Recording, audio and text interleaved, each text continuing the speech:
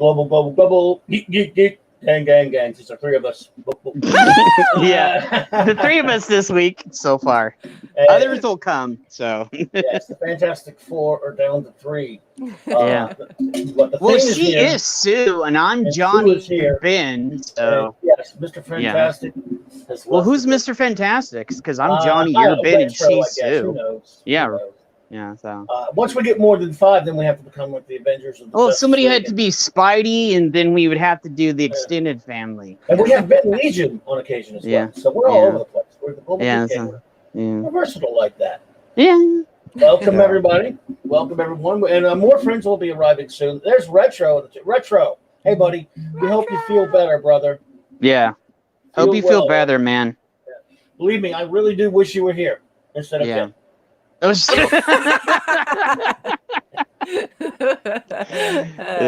didn't mean that. I did, though. Yeah, I know you didn't. Dude, we've been throwing that back and forth for years, so I'm so used to it. I just laugh at it. I don't know this guy. He looks like a toad. Yeah. It's been turned into a toad. Look who's in the chat. We got a bump in chat. Great chat here, but of course, even the best thing, of course, is we have our magnificent first officer here, the extraordinary RM, as in Raquel Briggs. I love so you. Lovely to see you. I love you. So nice to be here, Captain. Captain Clobby, I love you so much. And hail to the chat and hail to Jed. It's so nice to see everyone. Let's dig in and talk about some geek stuff. Let's geek around, folks. You want to talk about how bad the new Masters of the Universe stuff looks like so far that I'm worried? Did you see the picture? Okay, the pictures have me worried. Well, if I could speak to that as a woman, I can say that I've seen the images. I have seen them, and there are 3 women, and all 3 women are built like Wolverine. And so, I do find that concerning because I think it would be nice if we had a woman who was built like Xena or like, well, that's what they look like. They're extremely cut and cut to a degree. Can you find the pictures and bring them up so we can show people? Okay, let me go find them. So I haven't even heard about this one, Raquel. So yeah, it just came out today. Well, while you're doing that, I'm going to start off with our duties of some yes, please do that. Yeah. First of all, show notes, everyone. Saturday night, it's here. The moment you've been waiting for. Of course, the great Raquel and I are finishing up, bittersweet in a way, but we're getting to the end. This will be our last Saturday night Star Trek review of Star Trek, the original series. The final 5, folks. The final fatal 5. And it's important for me to just interrupt my boss for 2 wags of a dog's tail here to let you know that as we wrap up the first iteration, we will be having a little bit of a giveaway. Now, this has nothing to do with YouTube or drumming up viewers, or there's no cost to anyone. It's not like that at all. This is just basically, all of you, I call you the 735 Club. And that is because all told, 66 to 05, it's 735 times you sit down to watch Star Trek. And because of that, I call you the 735 Club behind your backs. So what I said to Clobby is that I would love if we could give away through each iteration a present to one member of the 735 Club or Rock's 375 Club. Do you like how my nickname is Rock and Clobby is Rocks? Like, I know. We're a match made in heaven. Anyhow, the only reason why I interrupted and said that is because if you are a regular, I want you to make sure that you stay tuned for when we announce what if you would like to have your name put into the hat, and we'll draw your name from a hat, and then we're going to send you a nice little present just because we love you, because you're in the 735 Club on Clobberin times. You're a part of Clobberin Treks, and we want to show our appreciation and just our community spirit. And so now that I've been imprudent and interrupted my boss, Captain, please continue. Oh, well, I was just going to say, you're good. Thank you for that, by the way. Yeah, we do love you all. We have such a fantastic time. Again, Raquel's so amazing. I could just talk to her forever. So, but you guys, and we had a lot of fun talking just to each other, but you guys add a lot of great stuff to that when we get to talk Trek and interact with you in the chat on Saturday night. Saturday Night Star Trek, for those who have missed it or have not been there, it's just an amazing experience for us, and we hope that you all enjoyed it just to have as much as we do. So, there's that. Now, again, I don't have a topic yet for my Monday Night Mark C Comics talk, but I'll think of one.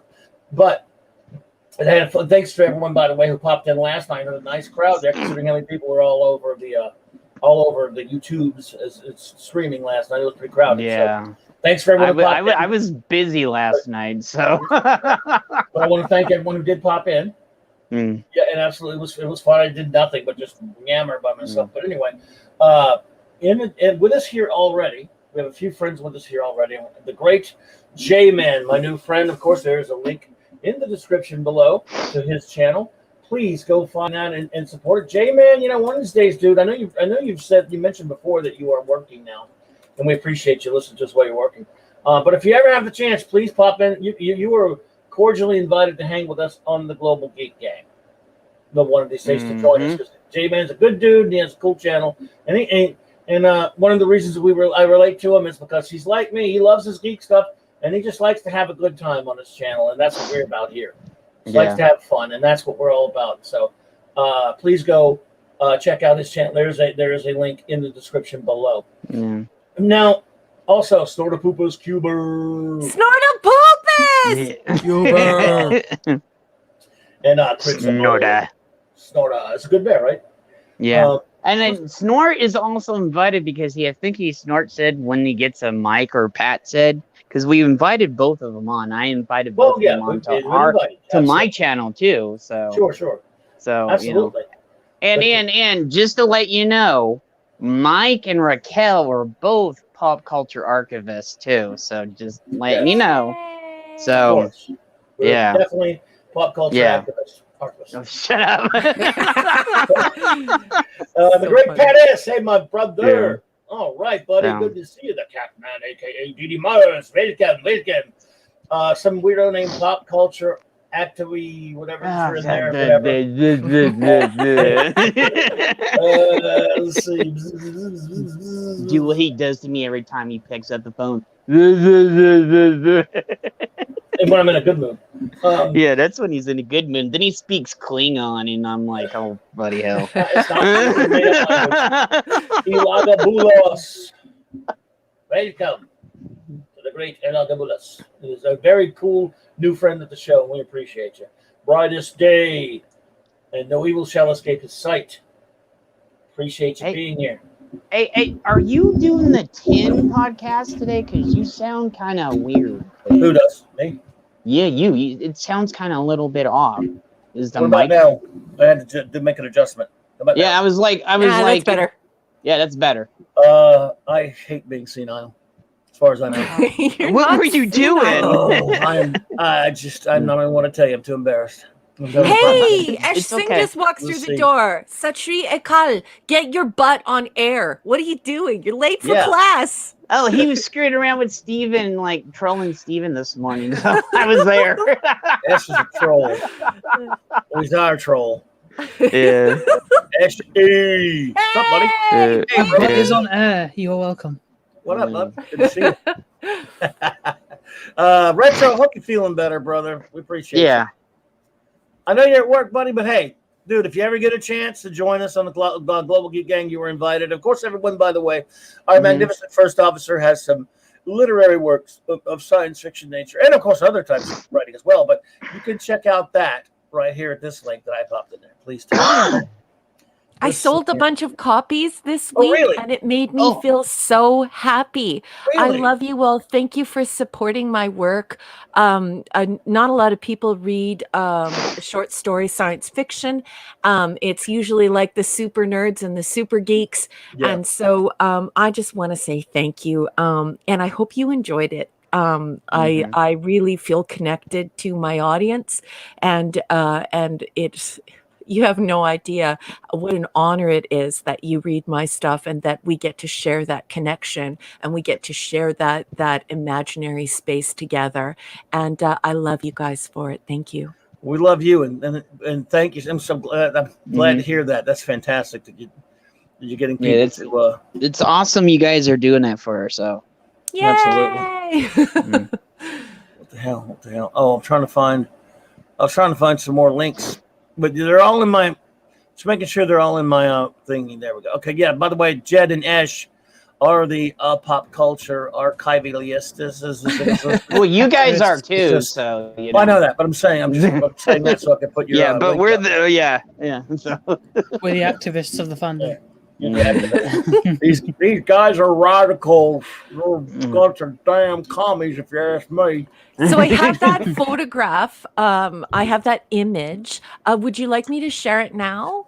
Well, certainly. But like I say, this is just an open, free-flowing little little global geek gang, and we are going to discuss later, I think, about doing a roundtable topic because we have so much fun with those. We'll get onto that in a little bit. But hey, yes, Raymond, please number one. Okay. Entire screen. All right. Yeah, Raymond. Look, when you get, dude, you know it's always casual, brother. If you get a chance, let me know, and you are in, bro.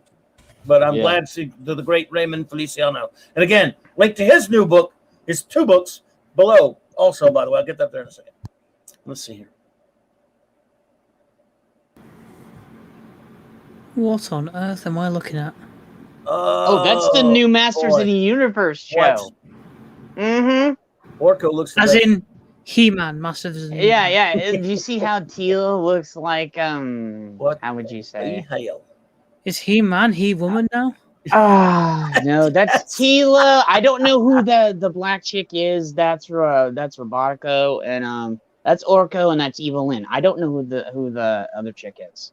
Okay, so if you're just tuning in and you're wondering what we're talking about, everyone is abuzz on this. And I am not an expert on Masters of the Universe. I'm a little too old for that. And it didn't appeal to me because, you know, I'm a girl and it just didn't appeal to me. I never got into that.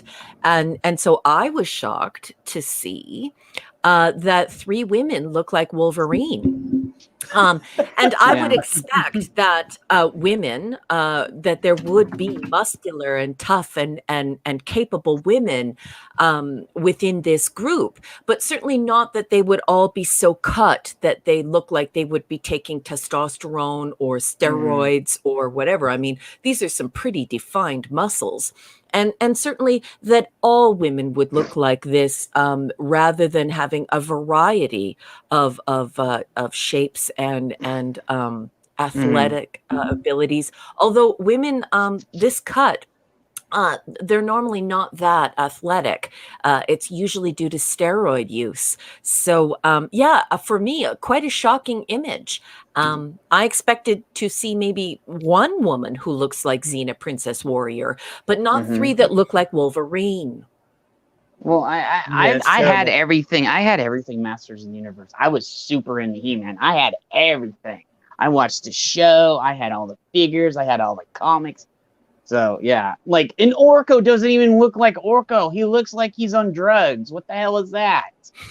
Like, and Teela's got, I hope she doesn't look like that. She's got the hair parted over with the hair shaved to the side. Jed, may I please interrupt? I beg your pardon. It's my understanding that the MCR1 gened person who was probably would definitely have to be Irish or some type of Celt. It's my understanding that she used to have waist length hair. Am I correct in that?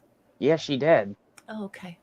Evelyn had really long hair, so did Teela, but I don't know who the other chick is. Yeah, so. I'm just wondering. Teela was gorgeous in the cartoon, like gorgeous. But, I find it very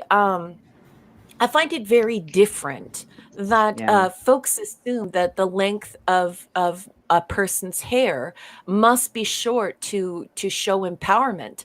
And of course, if you're a lover of Gurbani, or if you've read the Bible, you know that long hair is associated with strength. So I find it quite odd that this new meme, this new cultural meme, involves very drastic short hair. I don't understand it. And certainly, I'm sure that Esh could speak to that as well. There are multiple cultures all over the world where long hair is seen as a strength. Certainly, with in many First Nations here in Canada, long hair is associated with strength. So I'm wondering what the fascination is with the very, very, very short hair and I don't know, symbolizing strength.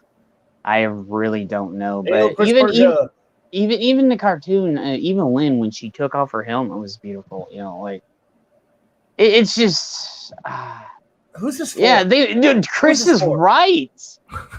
Like they make it look like. Did you just hear Jackman. what Clobby said? Did you just hear what Clobby said? What did he say? What did he say? Who's this for?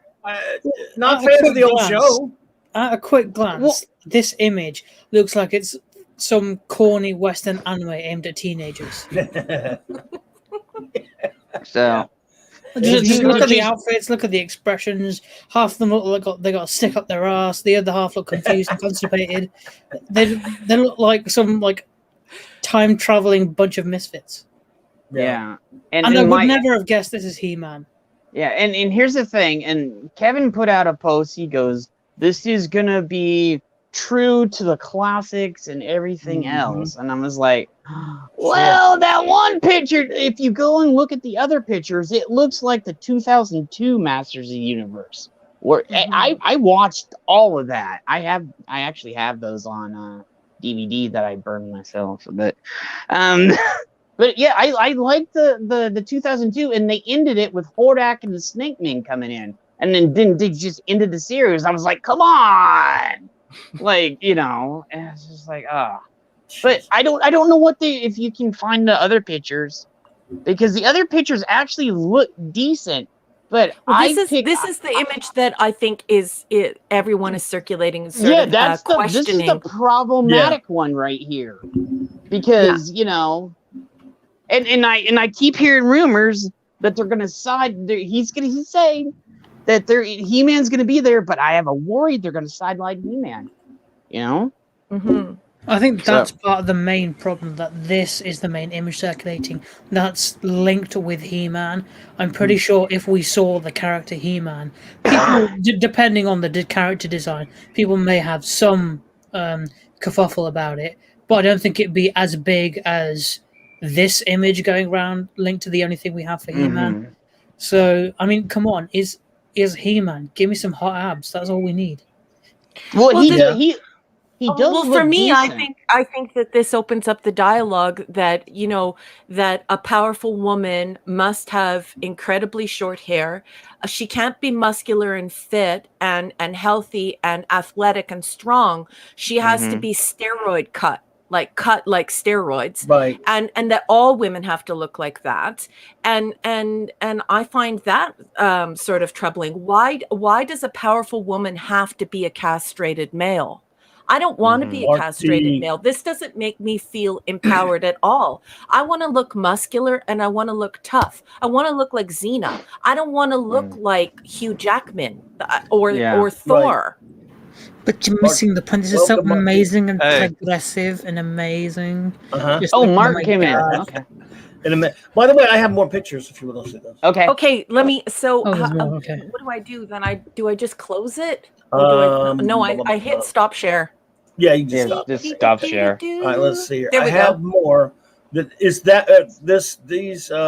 It's that one's in there plus a few more. Let me pull. Yeah, okay, let's hash this out, folks. There was a bunch that came out, so I didn't have the problem. That was the one I had the main issue with, right there.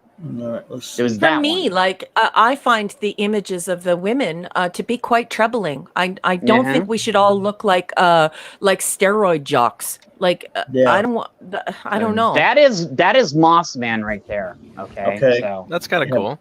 That's Moss Man. Right. So Moss Man was cool. But when you got him in the figure, he smelled like, okay, you had Stinkor and Mossman. Stinkor smelled like a skunk, okay?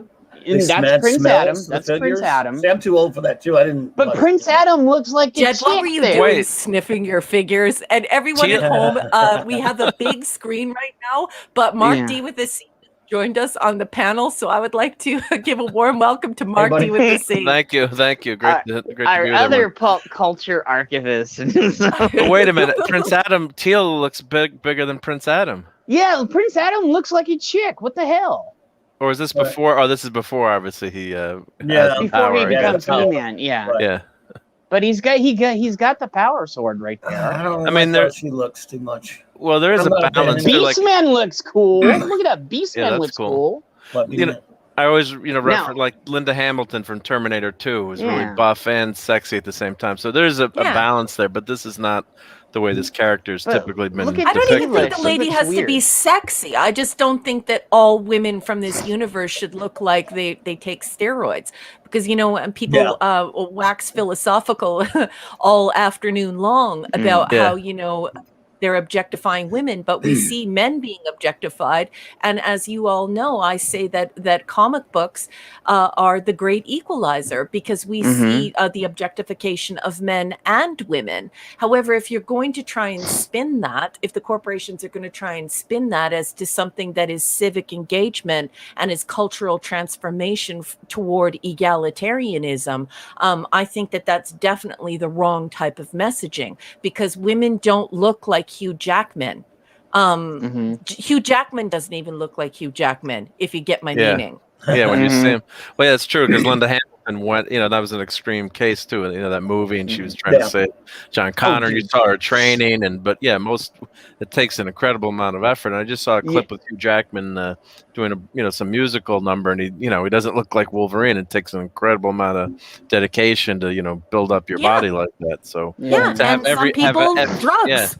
Yeah, and have every woman look like that is kind of nuts. I mean, maybe one or two, one character that fits the character's motif could look a little bit more, bulked up, or like we all like, Gina Carano on Mandalorian, but she, that's her body type, and she looks like she could kick butt. But like you look at Rey in the new Star Wars, she takes on Kylo, and who's a 225, 250 pound guy, and she's a twig that looks like she can get blown over too. So that's the other it's extreme. Like they're swinging from one extreme to the other, and so now that we've complained that there are these unfit people who are quite tiny, of very small stature, fighting these huge people. Now they've swung the other way and given us some castrated males, and women are supposed to feel empowered by this. And this is, to me, this is very troubling imagery because castrating a male and just placing some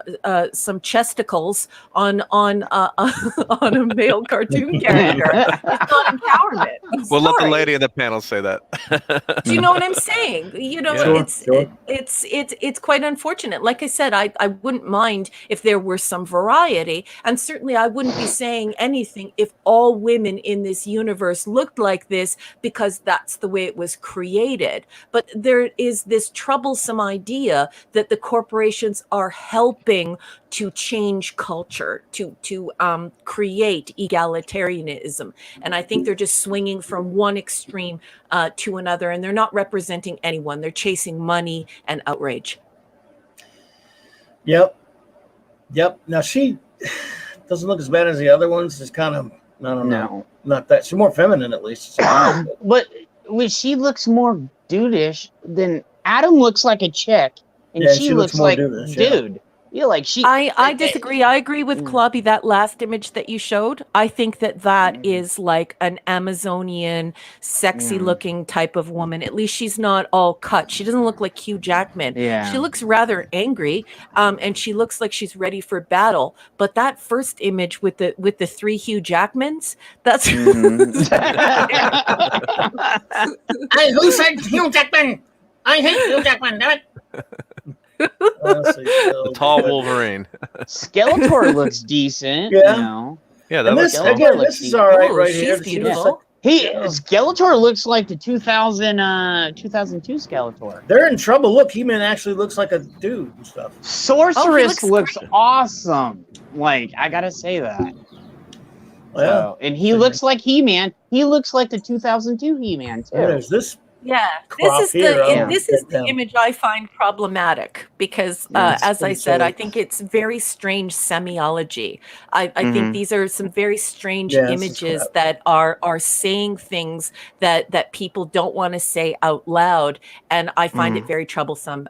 Empowered women are not necessarily merely castrated males. That doesn't represent all of empowerment, and certainly this idea, as I said, I'm going to reiterate my same point. All over the world, long hair can be seen as a strength. It's seen as a strength. Cultures wide, both male and female. So this regurgitated idea that women have to men have to be castrated, and women are slid into their super suits, and then we chop off all their hair and make them look like Hugh Jackman, and that is the way that we feel empowered. That messaging is wrong. It's patently false.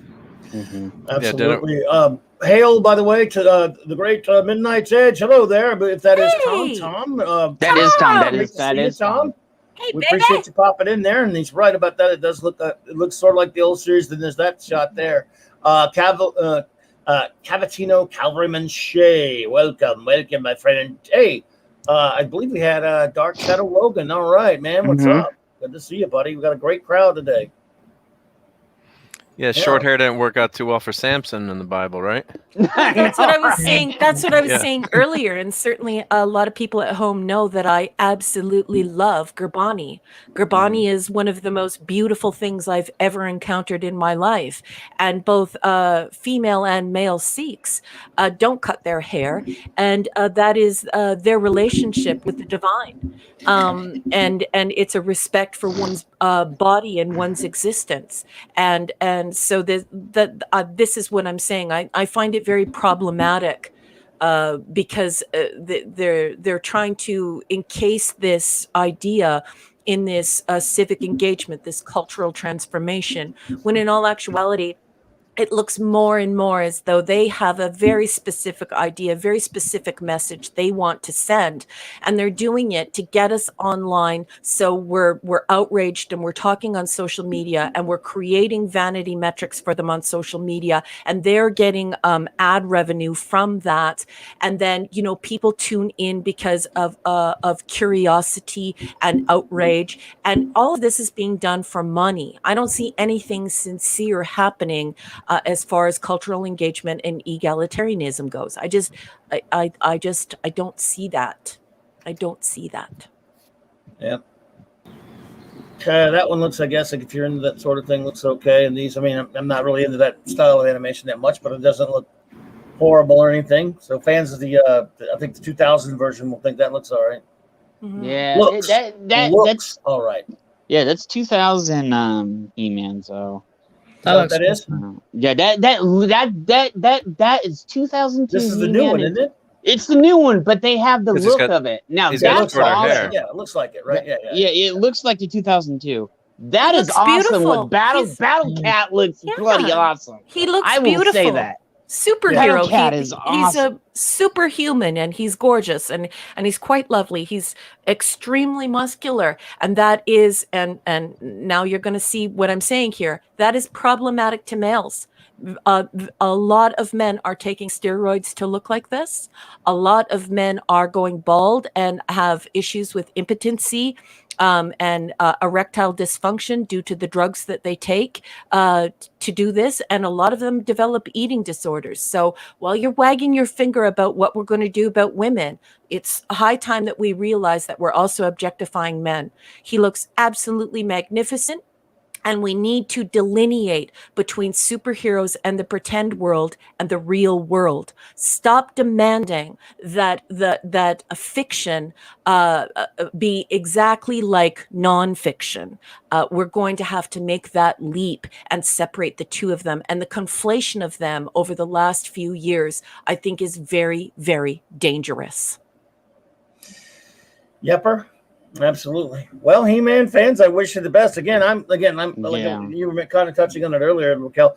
At that point, I was too old to get into. I was just into other things. I didn't watch the cartoon, but my nephews did and things like that. I'm old, everyone. Sorry. So it wasn't my bag. At the same time, I respect it. Many of my friends are big He-Man fans. So I'm super He-Man. I loved He-Man, dude, and I liked She-Ra too because dude, when the Secret of the Sword came out, I was so hyped. I was like, He-Man's got a sister?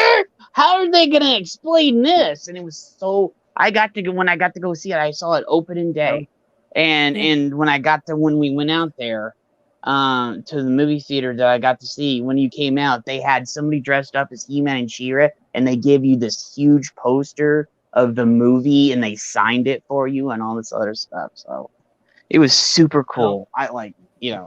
Well, I hope KS doesn't screw you guys over, but he is KS. I know. Maybe He-Man will be crying the whole time.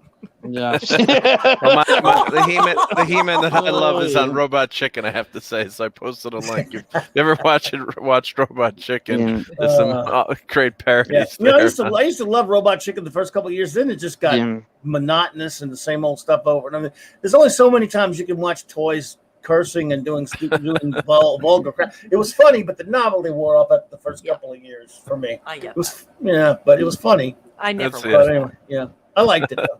Well, they're quick hits too, so they're short. They don't drag anything out. I thought it was good fun. It's like about the 20 millionth times a toy cusses and does something vulgar. I'm like, that was funny, but it's kind of done. There were some great ones though. Micronauts mountain climbing.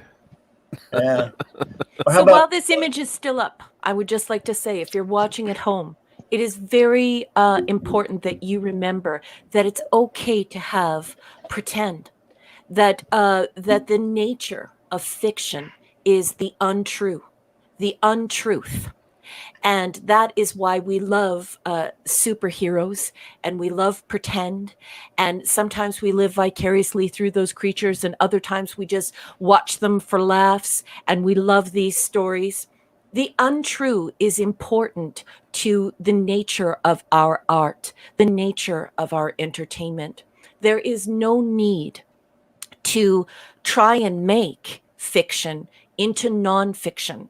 Because as you can see, looking at this image, if you are outraged and you find all entertainment and fiction very abhorrent because it does not portray you on the screen and it doesn't show images you'd like to see in representing yourself, I want you to consider the strength of that argument, the strength of that rationale when you're looking at this beautiful He-Man creature. It's also problematic and dangerous and disruptive to men. It's very hurtful to men and very harmful. If those men decide that the fictional world must represent them in real life. And you can see now the rhetoric behind this, why it's so problematic. Corporations are not doing you a favor by conflating the fictional and non-fictional worlds and making you feel like fictional representations must be you and must portray you in the most favorable light possible. It's not good for arts, for entertainment, for imagination, and for society as a whole. And so I hope you'll consider my argument when you're looking at these things. Absolutely.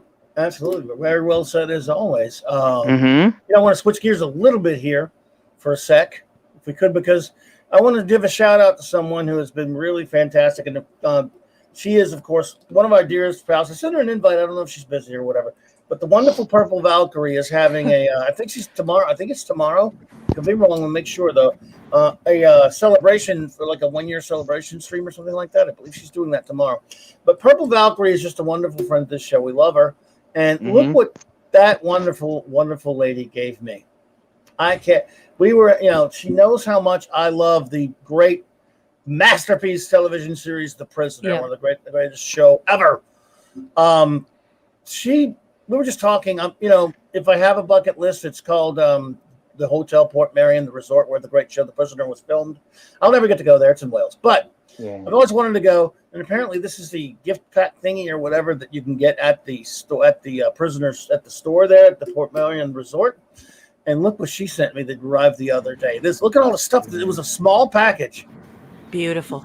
When I saw this, I was like, "Oh my god, I want that!" Because I love The Prisoner. Prisoner was ahead of its time, and people did not know what they had back then. It Brett was, Cohen, Hey, Brett's here. Hello, Brett Cohen. Hey, Brett. That man walking. What's up, bud? And before we go any further, though, and we talk about the content of what she sent you, I would just like to say that Lady PV is such a sweet person, and I can't believe I can believe that she went to all of this trouble to assemble this little package for you, and imagine what's in the heart of that person, and who that person is inside for them to put together a package like that. And Lady PV, you are such a fine human being, such a beautiful person. I can't believe that you put all this together and sent it away over the ocean. You're a very sweet lady. Yes. It came in a package thing that they give out. Again, if you look at the two booklets on the side, the series guide and the essential guide, and it's a relatively small little pamphlet thingies. They're very nice though.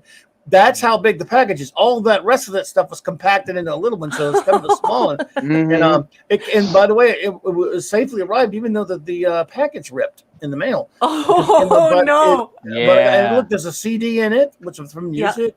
I want to use that a 45. That's a 45. That's the first thing I noticed when he showed me the picture.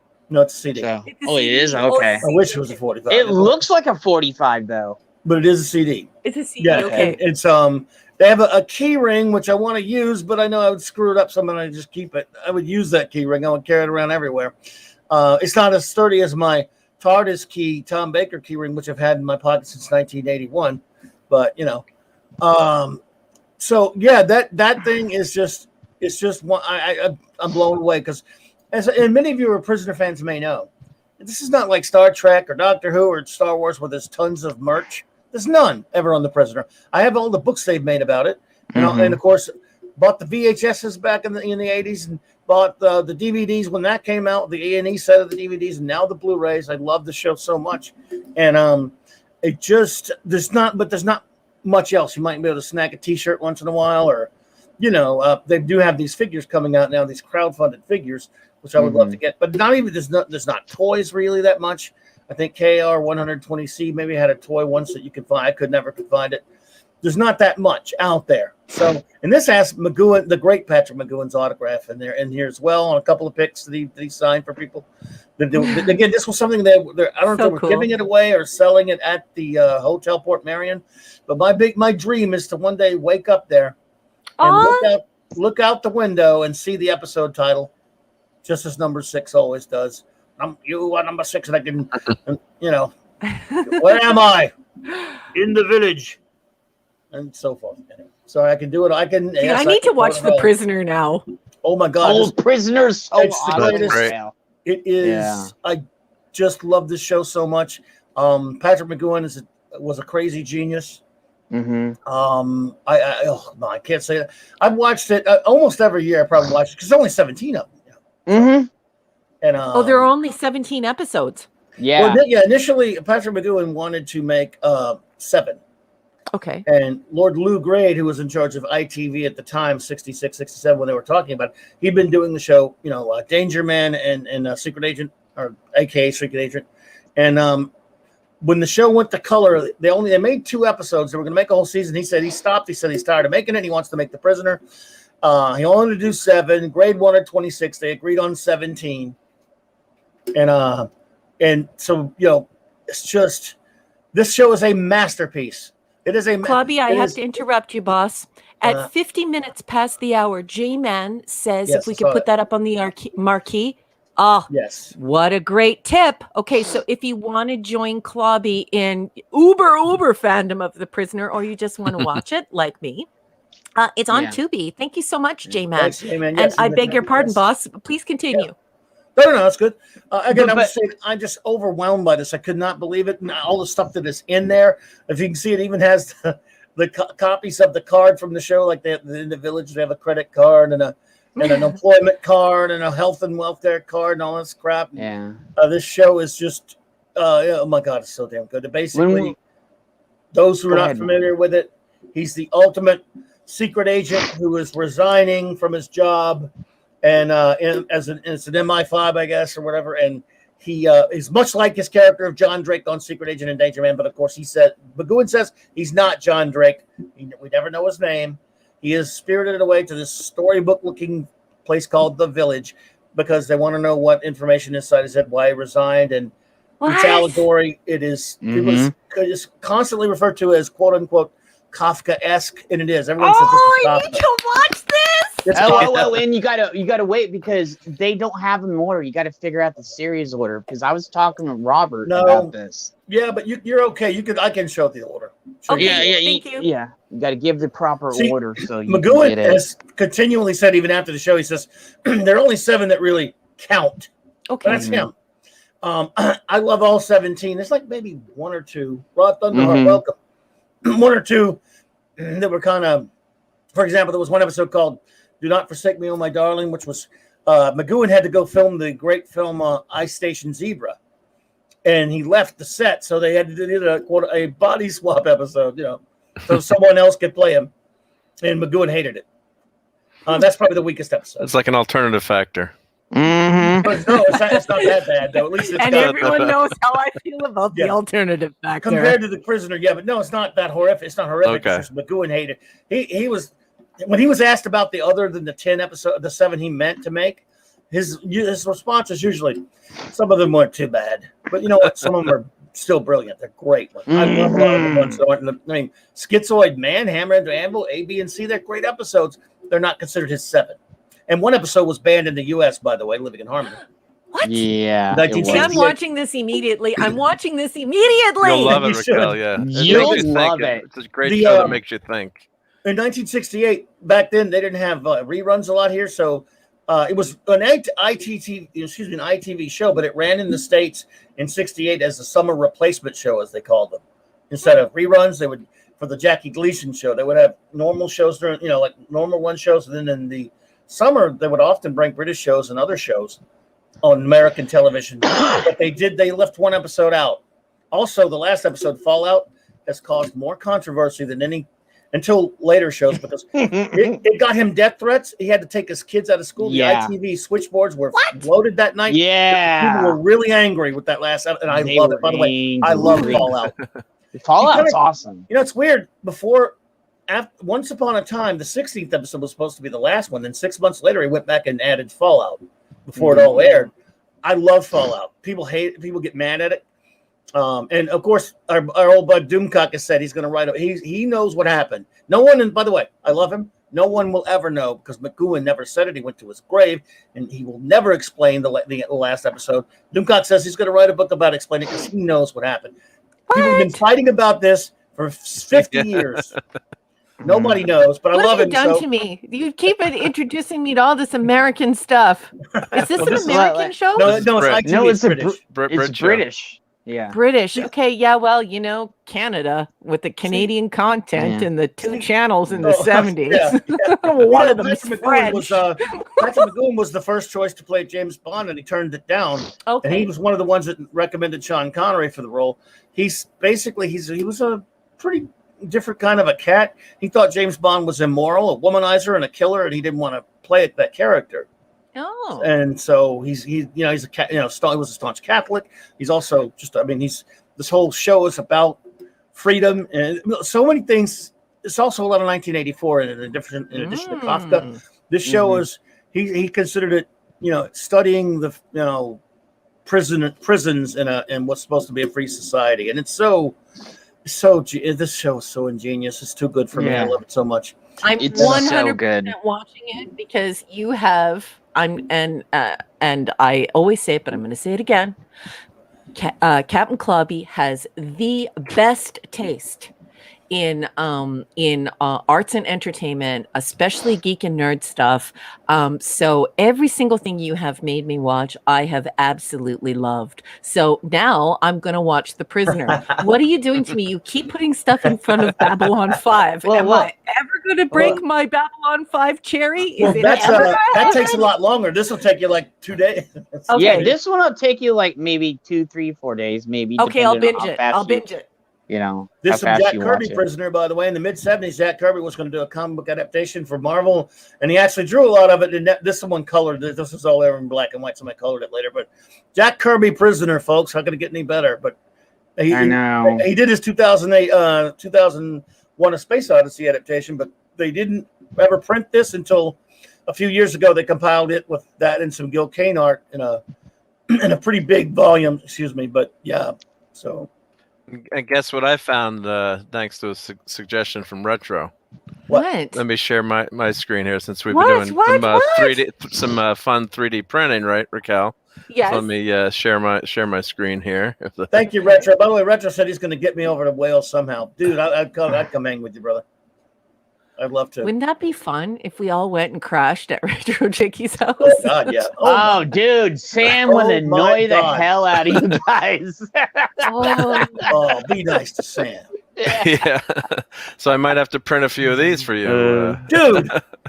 Dude, oh my that's goodness! Wouldn't that be wonderful? Look, you get penny farthing cookie penny cutter. farthing. Oh my God, man!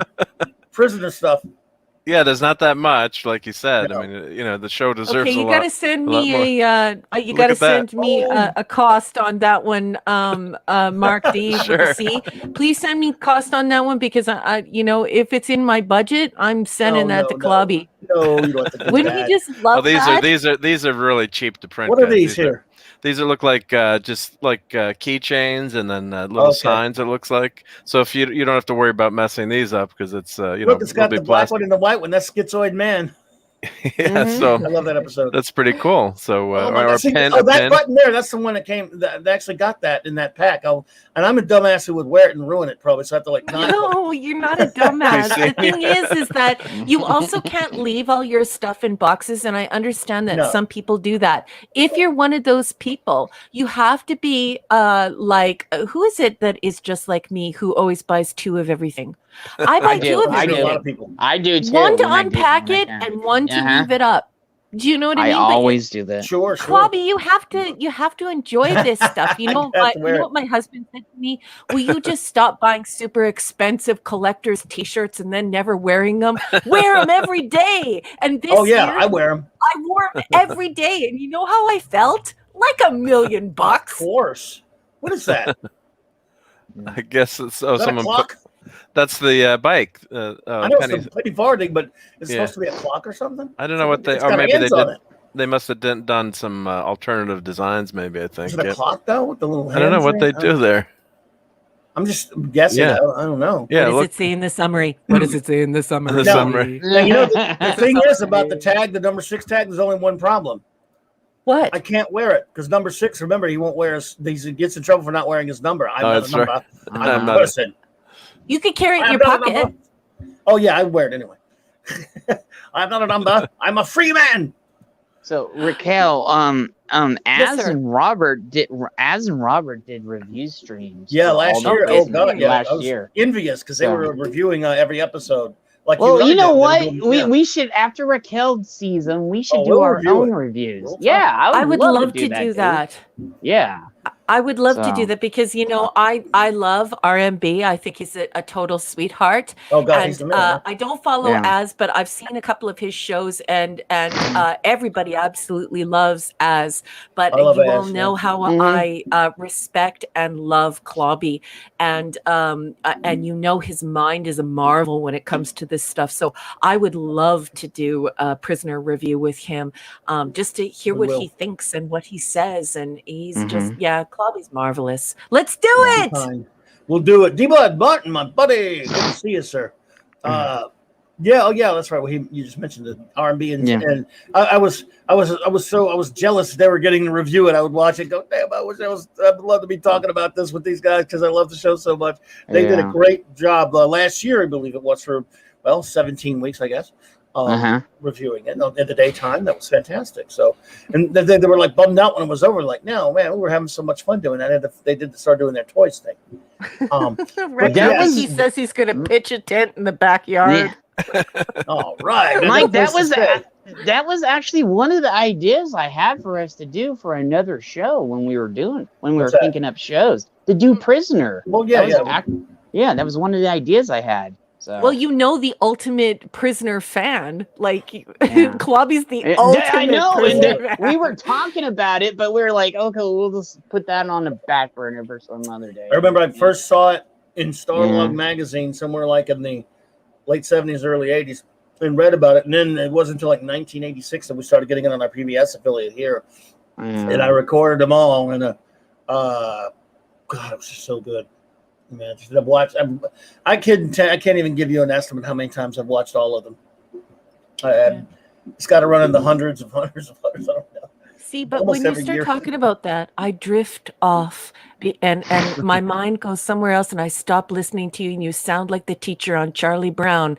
And you want to know why? Because all I can think of is, gee, I wish I could go to Clobby's house and look at his stack of Starlogs.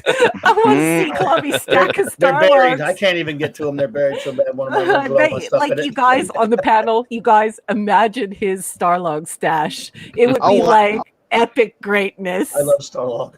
Oh, dude, he has a bigger collection than I do, and I have a good. I doubt that. I don't have a lot anymore, man. But yeah, I have every.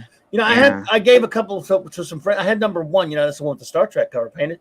I gave that to a buddy of mine, but I still have a bunch of the early ones, but I didn't really start buying it until issue 30-something or other as far as regularly, but it's funny. I must have bought it for like 15 years straight, not missing an issue.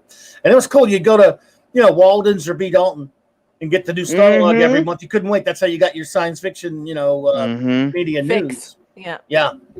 You got to know what was going on with it. Had that little section. I always went to the section first, like at the beginning, that talked about what new science fiction, fantasy related movies were coming out. Yeah. What's on the horizon? What's coming out? Yeah. Well, one day when we get down there for ClobbyCon, I am coming over to look at your Starlog collection. Every time you mention your Starlog collection, I can't think of anything else other than, gee, wouldn't it be great to go into his den and read all of his Starlogs? Dude, they had so much awesome stuff in them. Yeah. I used to love Famous Monsters too. Famous Monsters was great for a while. Yeah, it was for a bit, and then it kind of got. Fantastic films. They tried. Remember that they came out with some other mags at that point, trying to Starlog, like Fantastic. Yeah, Cinefantastique was great though. Yeah, and then Fangor came out, but then Fangor wasn't really for horror, but then they upped their game a little bit. It was a horror mag that Starlog printed. Yeah, they used to have a Starlog store, by the way.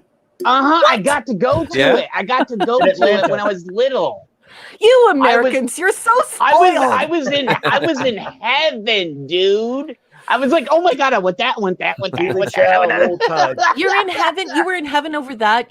Like I always say to Clobby behind the scenes when Clobby and I are talking, just personally, we're just shooting the breeze.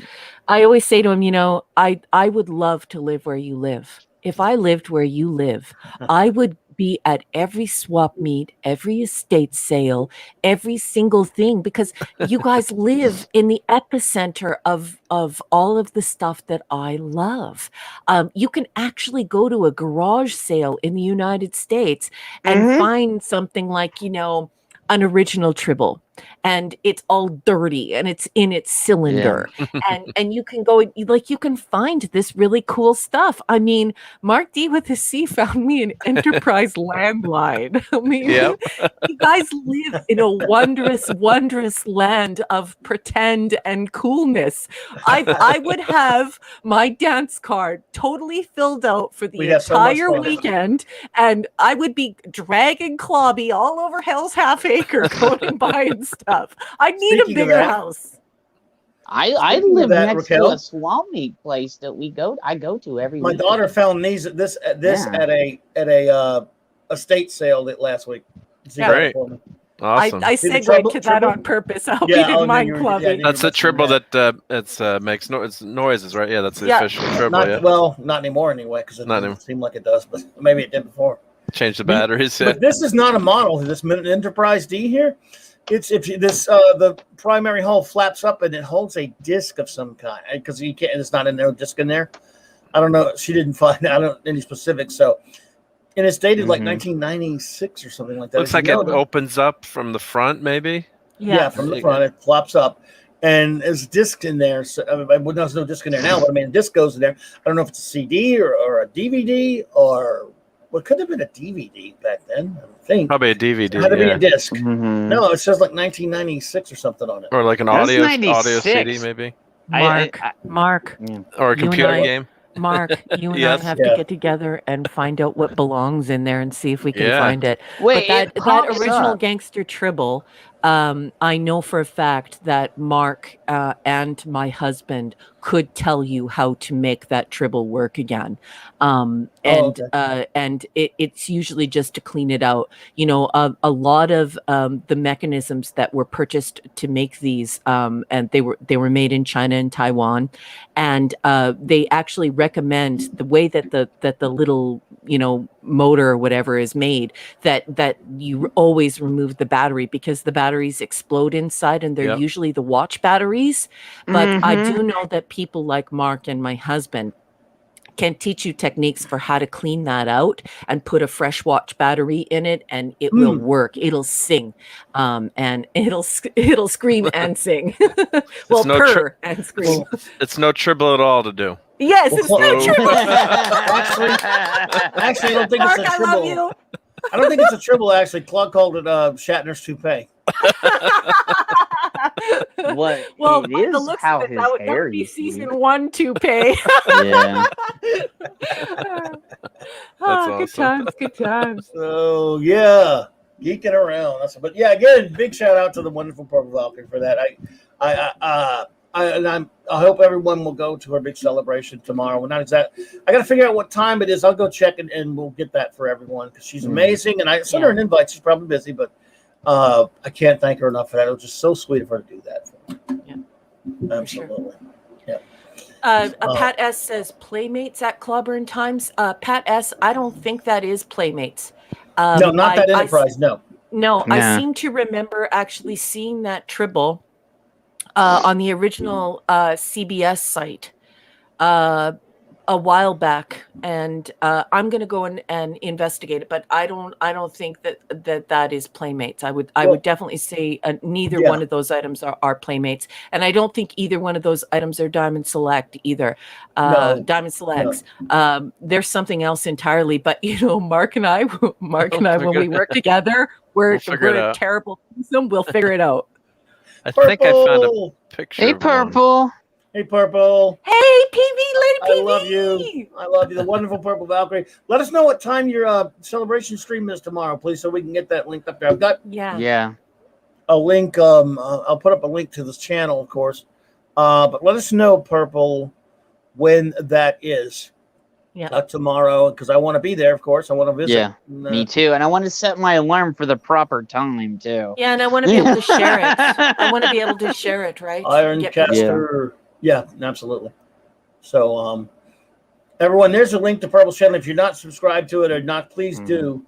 Please subscribe to it. And, of course, she'll let us know. I guess she'll let us know when. Go sub to this fine lady. There we go.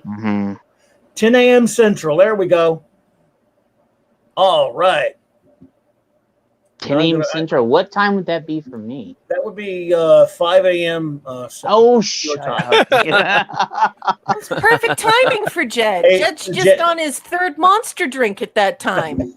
I still haven't been to sleep from last night, so, you know. That's 8 o'clock for you. 8 wow. 8 o'clock a.m.? Yeah, buddy.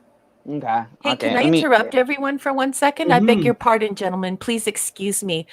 Mark, you said that you found something. Did you want to share your screen, sir? Yeah, I think I found it. Yeah, let me share. Can you do that for me, please? Because I want to be able to track this down for Clobby. Master investigator. Well, it's actually there's nothing really to track down because it looks like it's a CD holder, which is kind of what I thought it might have been. It's got to be a CD. It predates DVD. Who is it? So you just put it on your desk, and back in the day when we had those CD holder, we had CDs around. So it there's says nothing missing from it. there's nothing. Well, of course, we should fill it with Star Trek audio CDs, I guess, will. or things like that. So Okay, this so is there's the nothing missing original. from it, and No, it's it's made just by this, whom? Except for the disc. let's see who made this. Let's see if it zoom in there, if it shows you. Let's see. Doesn't it's tough to read that. But It had it on the front of the box. Star Trek. Let's Okay. see. Oh, you can put a How bunch of many DVDs. CDs does it? Oh, it stores 4 CDs. Yeah. Okay. Never heard of such a thing. Yeah. So one of those tchotchke, cool Yes. item to find. Yep. But that look kind. I think that's it with those hinges on the back. And they that had a would open up. shuttlecraft. What did the shuttlecraft hold? Let's see. Did A they have flash anything? drive? Wait, No, I go- think the go back. shuttlecraft was I'll go back, let's see. VHS. Go back, boss. Go back. I think I'm going back. I really I'm do back. think it. Let me click on it here and then. There was Shuttlecraft. one. Oh, it's also a shuttlecraft CD holder.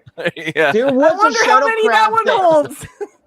There was a shuttlecraft that was a VCR rewinder, a VCR tape rewinder too. Oh, no way. Yeah. That's cool. Yeah, Yeah, I had it. Okay. I had it. Yeah, so That's a Okay, nice so find, that's though. really cool. Thank you so much for showing us this. So, so what he got was complete. The only thing Well, he's missing is what the the box. stand. Well, Yeah, there's the no- box. there was no Did you disc. see the other day Yeah. somebody put up the I put this in original communicator box on sale for $80 Canadian Wow. on eBay, and it's just the box. And you know Wow. how you have the original gangster with the brass face? That Yeah. was the box Yeah. it was for. I They still wanted have that 80 box, bucks yeah. Canadian for it Wow. for just the box. Ouch. Well, that's a big, if you're a toy collector, you've got to have the box. yeah. Too. I mean, you don't have to, but that really ups the value of the toy. I mean, I just have them for fun. It's not, but if you do save the box, like one of my, I'll have to do a show on it. It was one of my favorite toys was Billy Blastoff as a kid. It was a robot. And it was an astronaut series, and I had it. I don't know how I remembered it, but as a kid, then I had the toys, and I found it on eBay with the box. It was kind of beaten up as the action set, but it was just so fun to find that, and then having the box with the instructions. It's got like a radiation truck, which you wouldn't have today, and all these funny items. But that's what's cool about these, retro toys when you have the box, and then you see what's in the set and what then unfortunately you see what parts or pieces you're missing too. So Yeah, but, so it's a lot of fun. That's a great segue to my next question. Clobby, did your Enterprise come with the stand? Yes, the stand. It has the stand, and Okay. and this is fairly, obviously decent shape. It's been around for a while. Obviously, the guy's had it since the '90s, probably. And I don't know the circumstances of his sale. I saw some pictures of another estate sale. It's got tons of Trek stuff. Yeah, in New Orleans, and then I think she got this in New Orleans somewhere. So so just, jelly. she loves going to. She goes to all those types of things. Whether it's the flea markets or the. Yeah, I want to the- hang the out with your garage sales. daughter. You know what I should. mean? Like, I want to hang out with your daughter. I hope you're not allergic to cats like me, because I can't even go in the house. So. I think I got a new house. I can't even go in there. Yeah. I'll drop dead in cats. like the first 5 minutes. So, Yeah. So Well, that's what happened. Funny story. Like our first house that we bought when I got married, the house had been owned by a cat owner, and no one would go in the house because it smelled so bad. Oh, So I went, and we're just starting out, so didn't have it was a starter house, and then we made an offer, and of course the realtor said, "Well, you're the only person actually went in to look at it." And then it was all beautiful pine wood floors, and I talked to the floor guys, like as soon as I sand it down and then reseal it, it's like you won't the smell Smell be it. gone. But then the guy told me, he's like, that job almost killed me with all the smell from the sanding the wood. But then after you did it and sealed it, you could never tell. But, That's because that would be pish. Yes, that's what it was. Yes. And definitely some piss going on there, and lots of ammonia. Yes. That's ammonia. Yeah. if someone has Floors are cats, beautiful. if someone has cats and they have carpets, I'm a dead man in the first 5 minutes. I've been to places where there's mostly hardwood floors, and I can last a little while. Because mainly it's just all over the furniture and stuff. But hell, you could have cats come over to my place, I don't have cats, and if you have cats, I'm gonna and you're sitting in my place, I'm gonna start getting in trouble like in the past. It's like 15, 20 minutes and I'm dead. Yeah. I mean, it's that bad. Well, yeah, it's the ammonia is like it's intoxicating. Like it's like you almost feel drugged by it. Like you can't see it, stings your eyes, it burns your lungs. It's just it's chemical warfare. That's what our house was like. John Peters, welcome, John Peters. Yeah, it's cats, man. Cats are something else. I love doggies. I'm a doggy guy anyway, to be honest with doggies. And we don't deserve dogs. They're so great. Yeah. I love dogs. Except my puppy that's a pain in the butt right now. And by the way, no offense to you, I know. I love them. Look, I have many wonderful cat friends out there, so no offense to you at all. I love animals at all times. I'm just saying I'm a dog person. He's sleeping right behind me right now, so. Yeah. And I like Siamese cats. I just don't like cats because I don't like the cats with the undercoat and all of the marking and all that kind of stuff. I like the Felis persnicatus snotty catus variety of cat, which would be the Siamese, the pedigreed Siamese. I absolutely adore them. But all else with the fur blowing everywhere, it is pretty tough for some people. You just feel a giant itch factory begin to take over and your throat closes. And Adidishness. Ash. Yes. How you doing?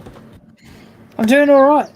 Pretty good, thanks. Yeah. Just checking in with you, man, because I know, I haven't heard from you in a while, so I want to make sure you're okay. I'm still embarrass alive. You a little bit. He was sleeping again. Well, we have that effect. He was taking a cat nap.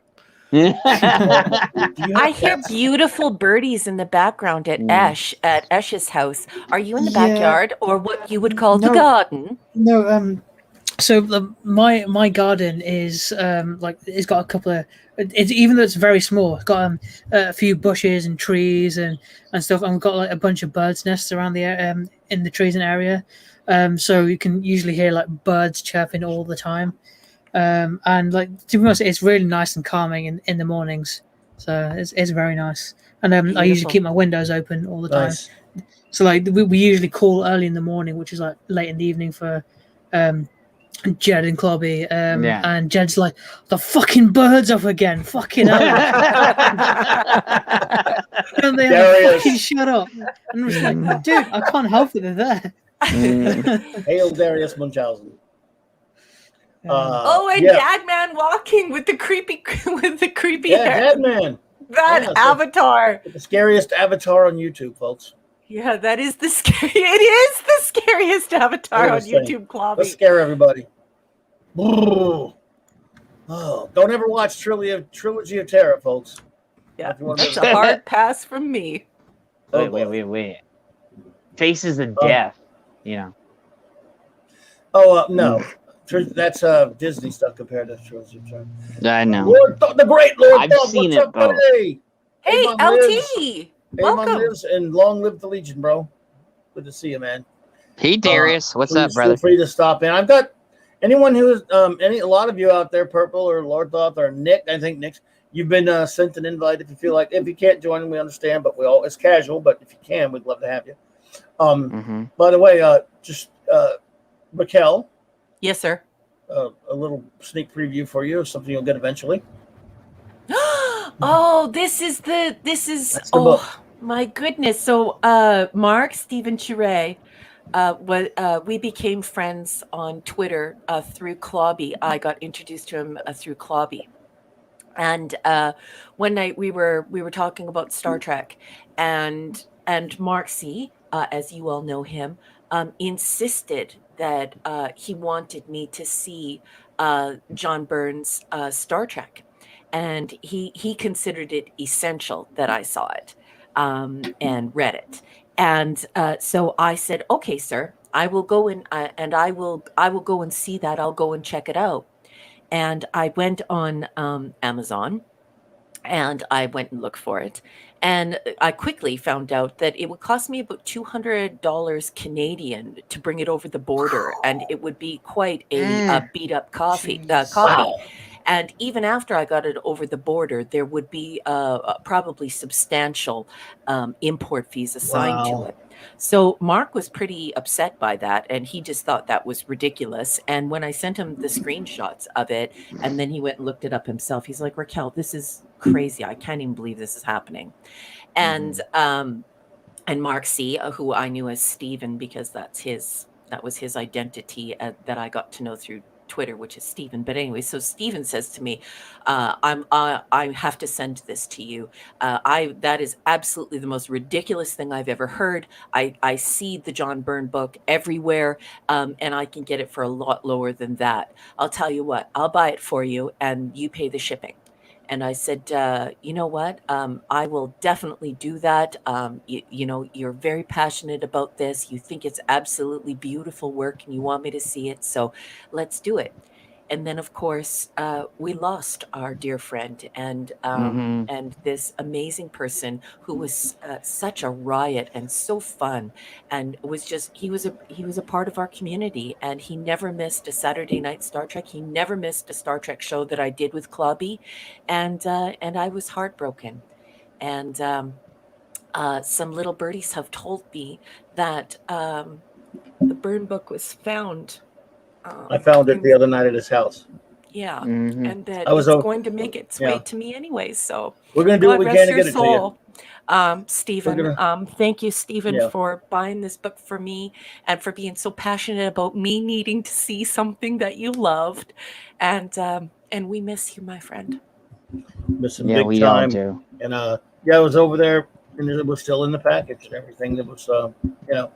And I didn't mean to bring you down. I just wanted to show you that. No, you're not bringing me down. Those are happy tears, because imagine meeting somebody like that through CLOBBY. Like, I have made so many friends through CLOBBY, but the thing that really blows me away is people like Purple Valkyrie and people like Mark Steven Chure, who go out of their way to make these friendships real, and they reach across continents and they reach across oceans to do good things for other people, and to make these connections real. And Mark D with a C is like that as well. And I just think that it's really amazing that I said this to my husband. I can't believe that Mark Steven Chure loved our show so much that he left his house one day and went and looked for this book that he was desperate to show me, to prove to me that John Byrne did this beautiful work on Star Trek, that he took time out of his day to do that for me. And I had only known him for about a year.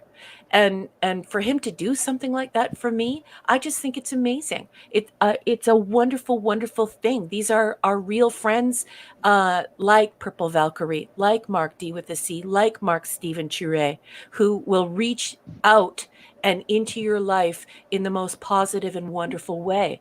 And that's why I get a little teary-eyed, because of the humanity of it. I don't profess to know Steven more than CLOBBY did. And certainly Stephen had a lot of friends online who knew him as Mark C. And I'm sure that they were absolutely devastated by his loss. So I don't want to diminish that.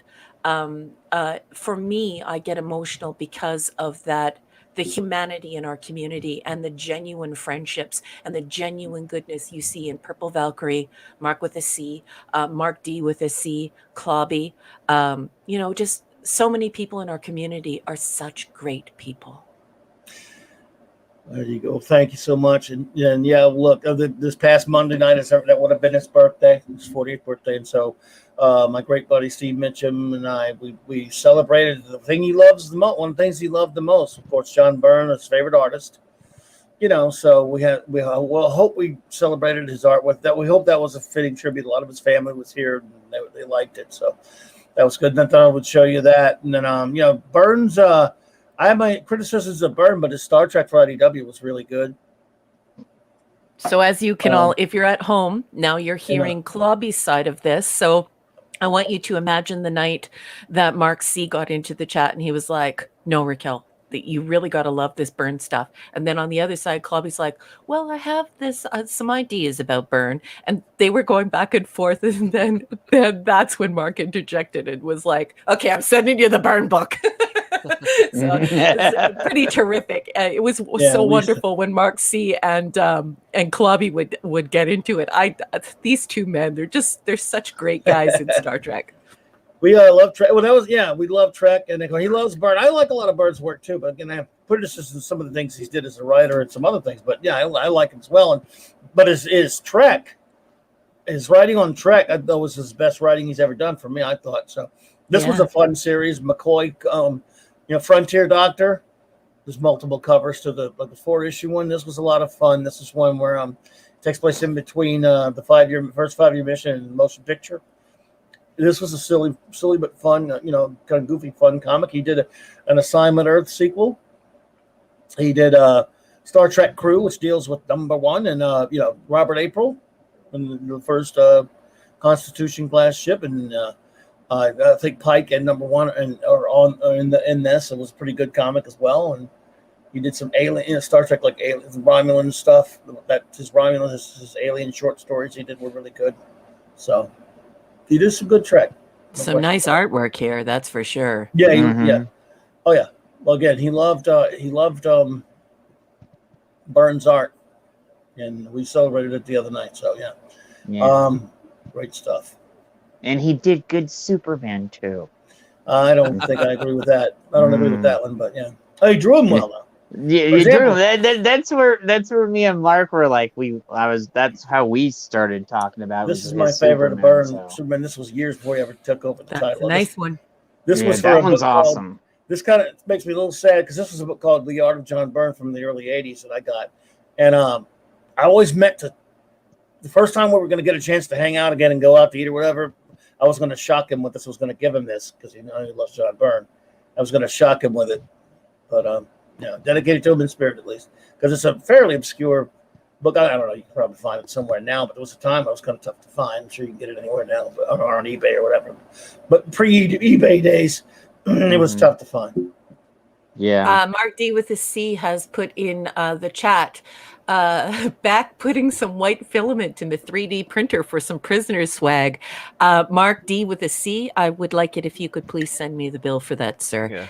I would absolutely love for Clobby to have that, and I would like to buy it for him, and I insist that I buy that it. one's on me. That's just don't do it, dude. There's just a little teeny bit of filament in there, so this is fun stuff to do. So don't worry about that. So love to send, and then maybe with that stuff that I don't know if it would be cheaper if you sent that to me, Clobberin, and then I could put that in the box with the Enterprise phone. I don't know, maybe if that would end up being cheaper or not, or I don't know. If you want me to do that, I can. The book, I can do that. Yeah, the book, and then we could put it all together in the one box. I'm supposed to go back over there and help out with some stuff. Next time I'm over there, I can send. Yeah, no, I'm still got some other. I've got to finish the Doomsday Machine for Raquel and some other things. So that printed yesterday. So you should have heard her on Mark's channel the other night. Well, he's my kind of people. You know what I mean? Once again, Clobby introduced me to somebody who is like, okay, so you guys all know Mark D with a C as like a super geek. And he is a super geek. I will not take that away from him. He is a geek. He is a 5-star general geek. But Mark D with a C is also a nerd, and of course, I am an unabashed nerd. And Mark is a giant nerd. Not only does he G-code, but he loves research. He loves in-text citations, scholarly works. I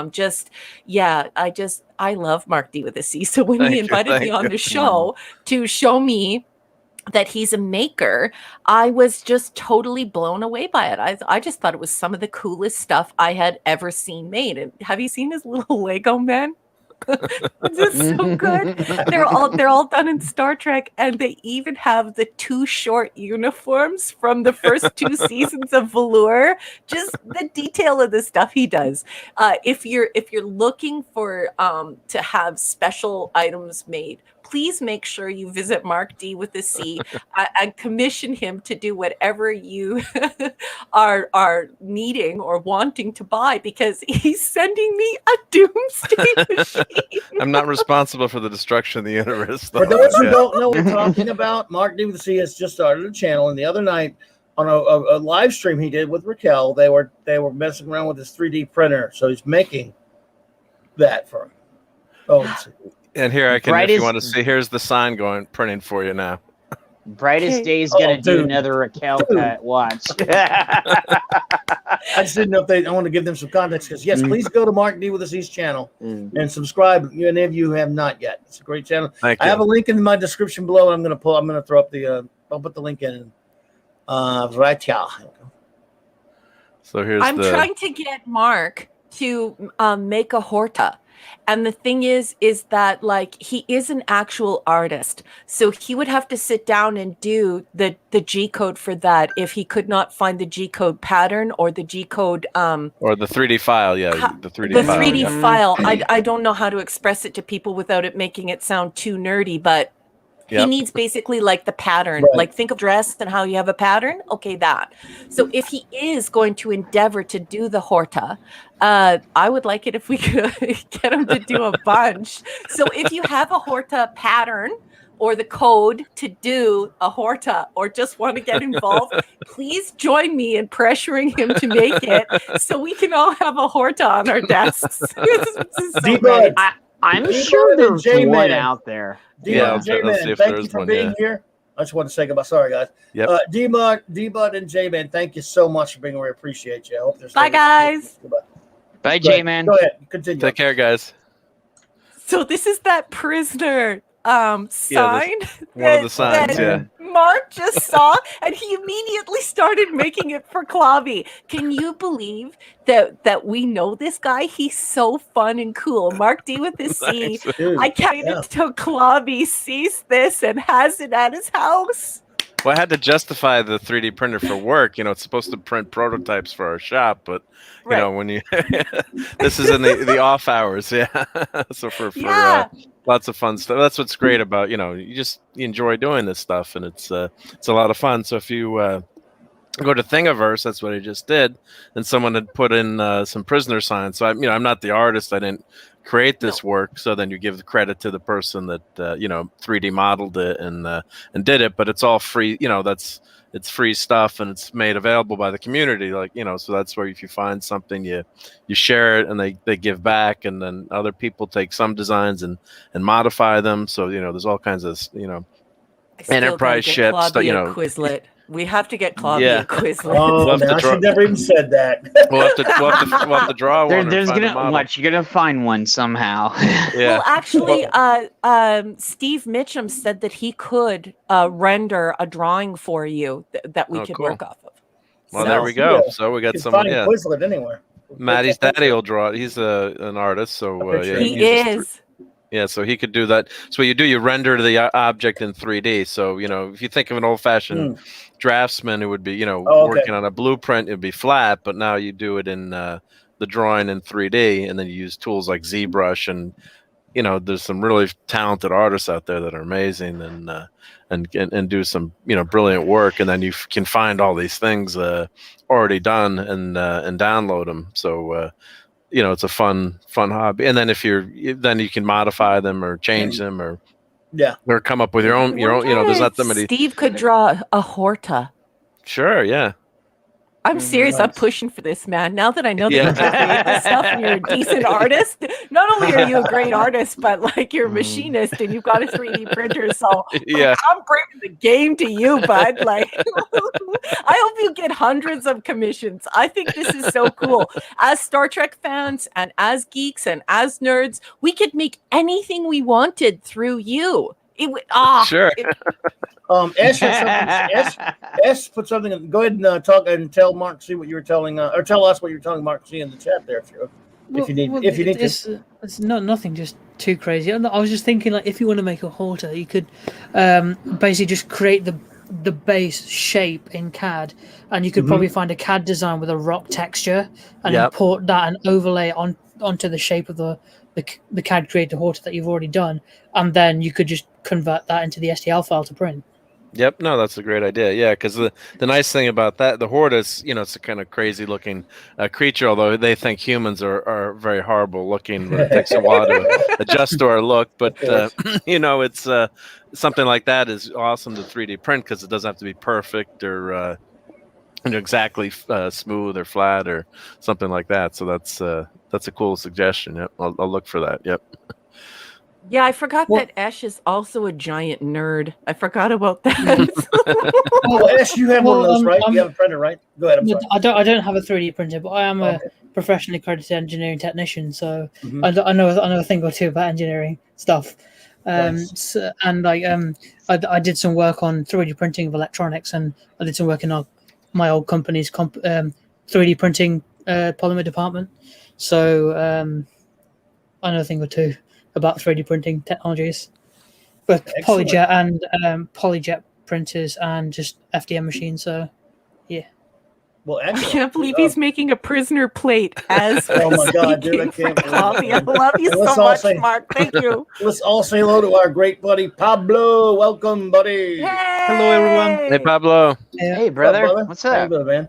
I'm just watching one of the most beautiful toys I have ever seen. What toy would that be, bud?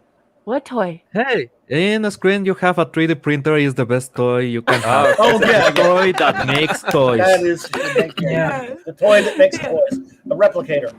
Yeah, I thought you were gonna. I was gonna stop the share and show. Thought you had like another cool figure to show us, but no, that you're right.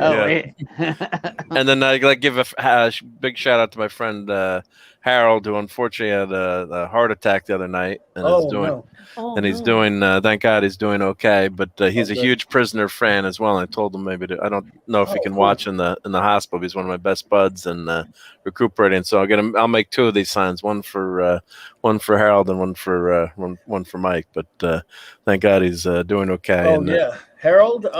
If you're a Prisoner fan, to you, sir, I say, be seeing you. Yeah. And I made the sign, of course. And if you ever, and guys out there or anyone, if you ever have, unusual pains in your arm, like my friend did for 2 days, he finally got himself to the hospital and was okay. But if you ever, something's off, PSA, this is the Boy Scout in me. But if you ever, think something's not right and it'll be okay. I can just, grin and bear it. If something, if you think something's wrong, don't hesitate to go get checked out. But yeah, wise advice. Advice I should probably heed one of these days, but I don't. I always just ignore it. Well, that is amazing, dude. Which sign is this? Is this the be seeing your sign? That's I think the let's see. I think it was the be seeing you. Yep. Oh, yeah. Okay. Yeah, that's the one. Yeah, pick that one. Yep. So and again, McGowan based that on the old Christian making the fish with the fish symbol. Yeah. There's all kind of great, amazing symbolism in The Prisoner. It's such a deep show. There's so much to it. I mean, it's. I can't wait to watch it. I can't wait to watch it. Not the first nor the last show that Clobby has insisted I watch, and I've fallen in love every time. So. Well, this one won't take long either. So I mean, it's 17 episodes. So yeah, it's great. Hey, Raquel, have you ever seen Red Dwarf? No. That's another one. All right, don't get her started now. Don't get her up on another. No free time. Wait, is that good? Yeah, that's good. That's good. Yeah. She'll be like, sorry, Saturday Night Star Trek. I have no prep work done because watching The Prisoner and Red Dwarf. It's like when we're like, hey Ash, we got all these for you to read. Yeah. So, how are you doing on your homework there, Ash? Yeah, doing all right. You caught up on the new episode, the last 5 episodes? Yeah, no. Well, of Star Trek, no. I've been too busy to watch stuff. Well, what are we watching this week? Is it the movies or is it the? No, this is the last 5. Last 5. Okay. Well, I usually watch the Star Trek episodes on the Saturday. So, okay, I got you. Oh, Yeah. well, so it's fresh in my mind, and I'm not having to remember back to the start of the week. There we go. Wait, is that Lincoln? Out to Eden. Yes, it is. Oh yeah, that's. Did you see what Chris said? What? No, I didn't. See what Chris said? What did Chris say? What, Raquel? You have to add Red Dwarf to your list of must-watch. I promise, Chris, I will. Y'all leave Raquel alone. I will definitely watch it. I promise. lot of Yeah, time, like it's great, I don't think that people realize like how different it is in Canada. Right.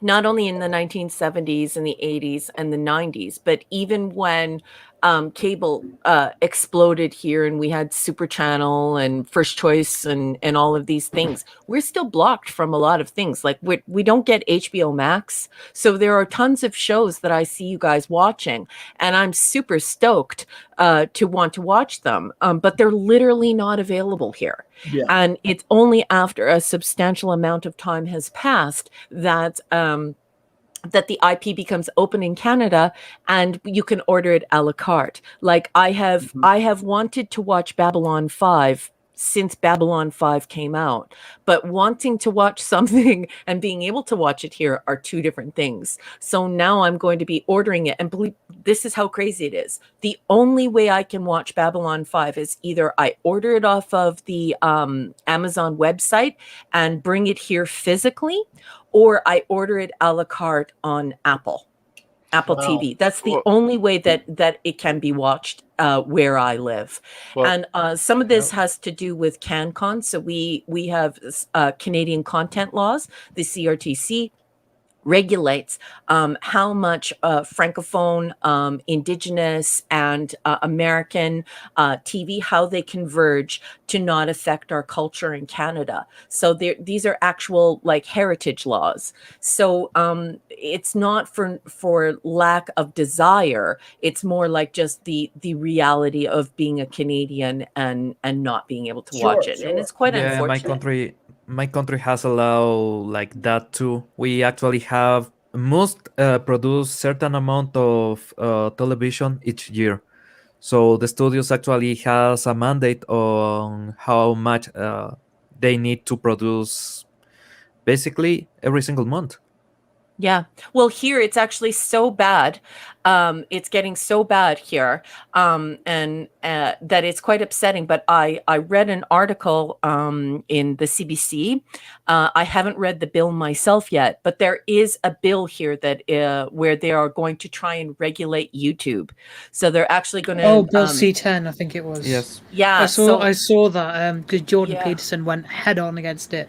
Yeah, well, I don't follow that particular person, but I will say this, that it's quite disturbing because it will literally mean that they will block all content with the idea that the Francophone content and Indigenous content and possibly something coming out of the CBC, the Canadian Broadcasting Service, that will all come first, and that will dominate YouTube, and then all else will just remain, and we may see it, we may not see it. So it's actually controlling what we're able to imbibe on YouTube, which is quite terrifying for me. I think it is a whole level of censorship that I can't even wrap my head around. As a communications and technology scholar, I think that it may be the most absurd thing ever said, given the climate and the way that digital technology has taken over the world and the globalization of entertainment. I just think it's draconian and absurd. It's like bringing us back to the 1970s, and we ought to be ashamed of ourselves. I definitely don't want to get on YouTube and have everyone blocked from me, and all I can see are Canadians talking about being Canadian. I will not appreciate that. I have been thinking a lot about this out of late because, first of all, my great father was a cartoonist, is a cartoonist to this date. He's 94 and he's still drawing every day. The only time when he stopped was on the Rafael Correa regime in my country, because some cartoonists got in jail. Others got with heavy fines, and I mean millions of dollars on fines for doing a cartoon about the president. Wow. Yeah. So I saw my grandfather that when he was Secretary of Health here in my country, he was still doing his cartoons. Pablo, I when have to interrupt you for one Yep. second. I beg your pardon, sir.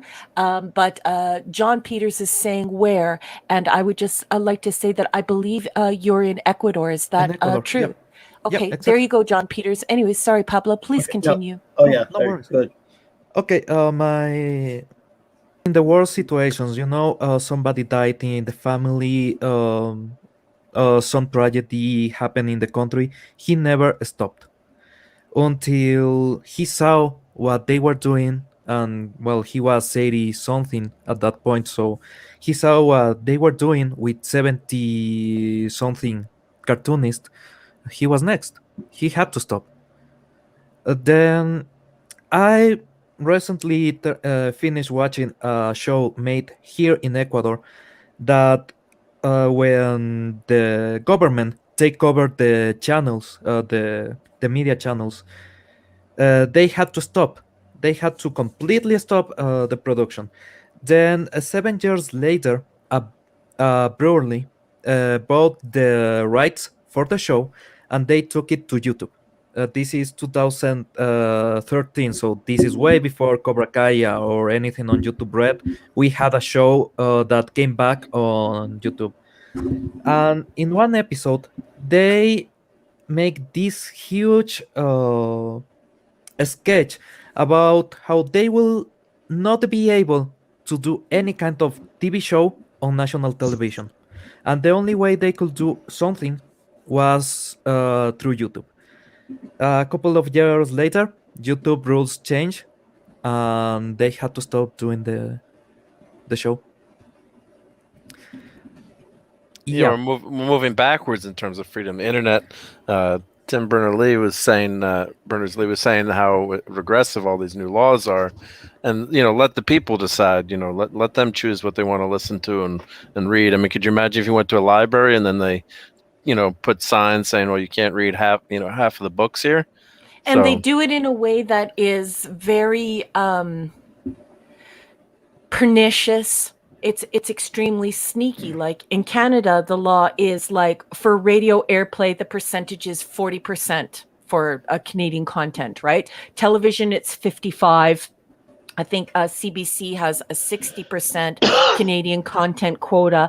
And so if they move on YouTube, what basically I love Mark D with a C's analogy, because basically what it would be like is you put all of the Canadian books in the front of the library and you hide all of the other books from around the world. So you would actually have to go looking for them, because this is what happens if 40% of the airplay has to be Canadian content only, has to be produced, written, and performed by Canadians.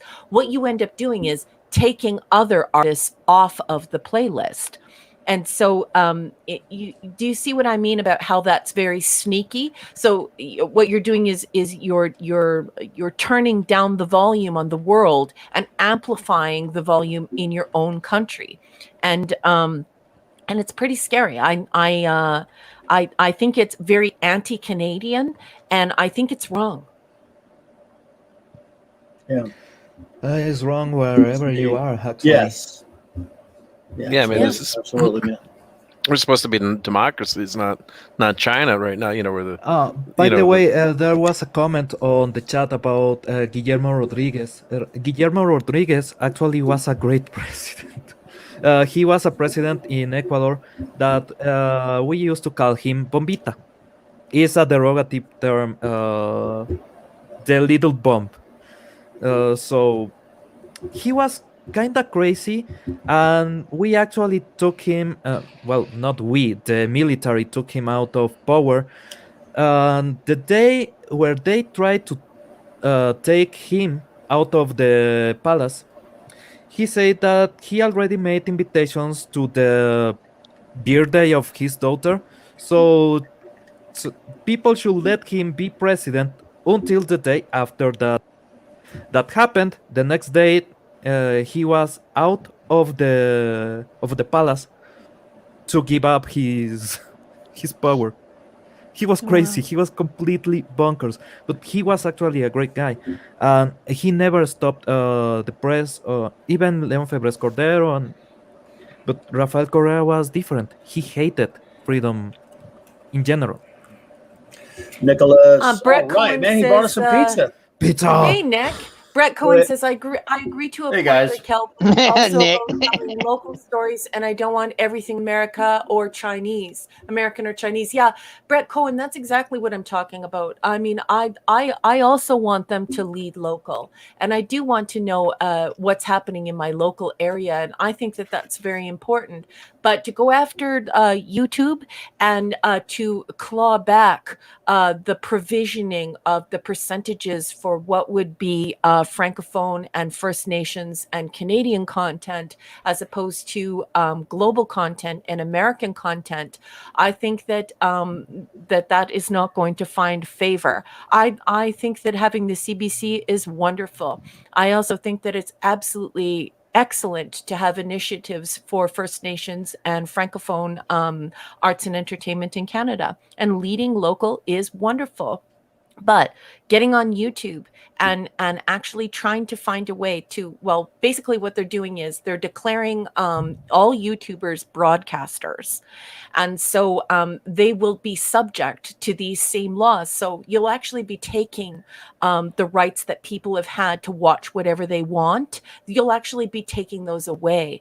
And I think that's going to have a significant backlash. I believe that the internet should be about the entire world, being able to reach out to the world. I don't think you should have to reach through your country first and then to the world. For that, we have CanCon here in Canada. We have the CBC. We have Maple. We have Canadian content laws. But when you're talking about the internet, I don't know. And YouTube specifically, I don't know. I think it's I think they've got a tough road ahead to try and claw back people's rights.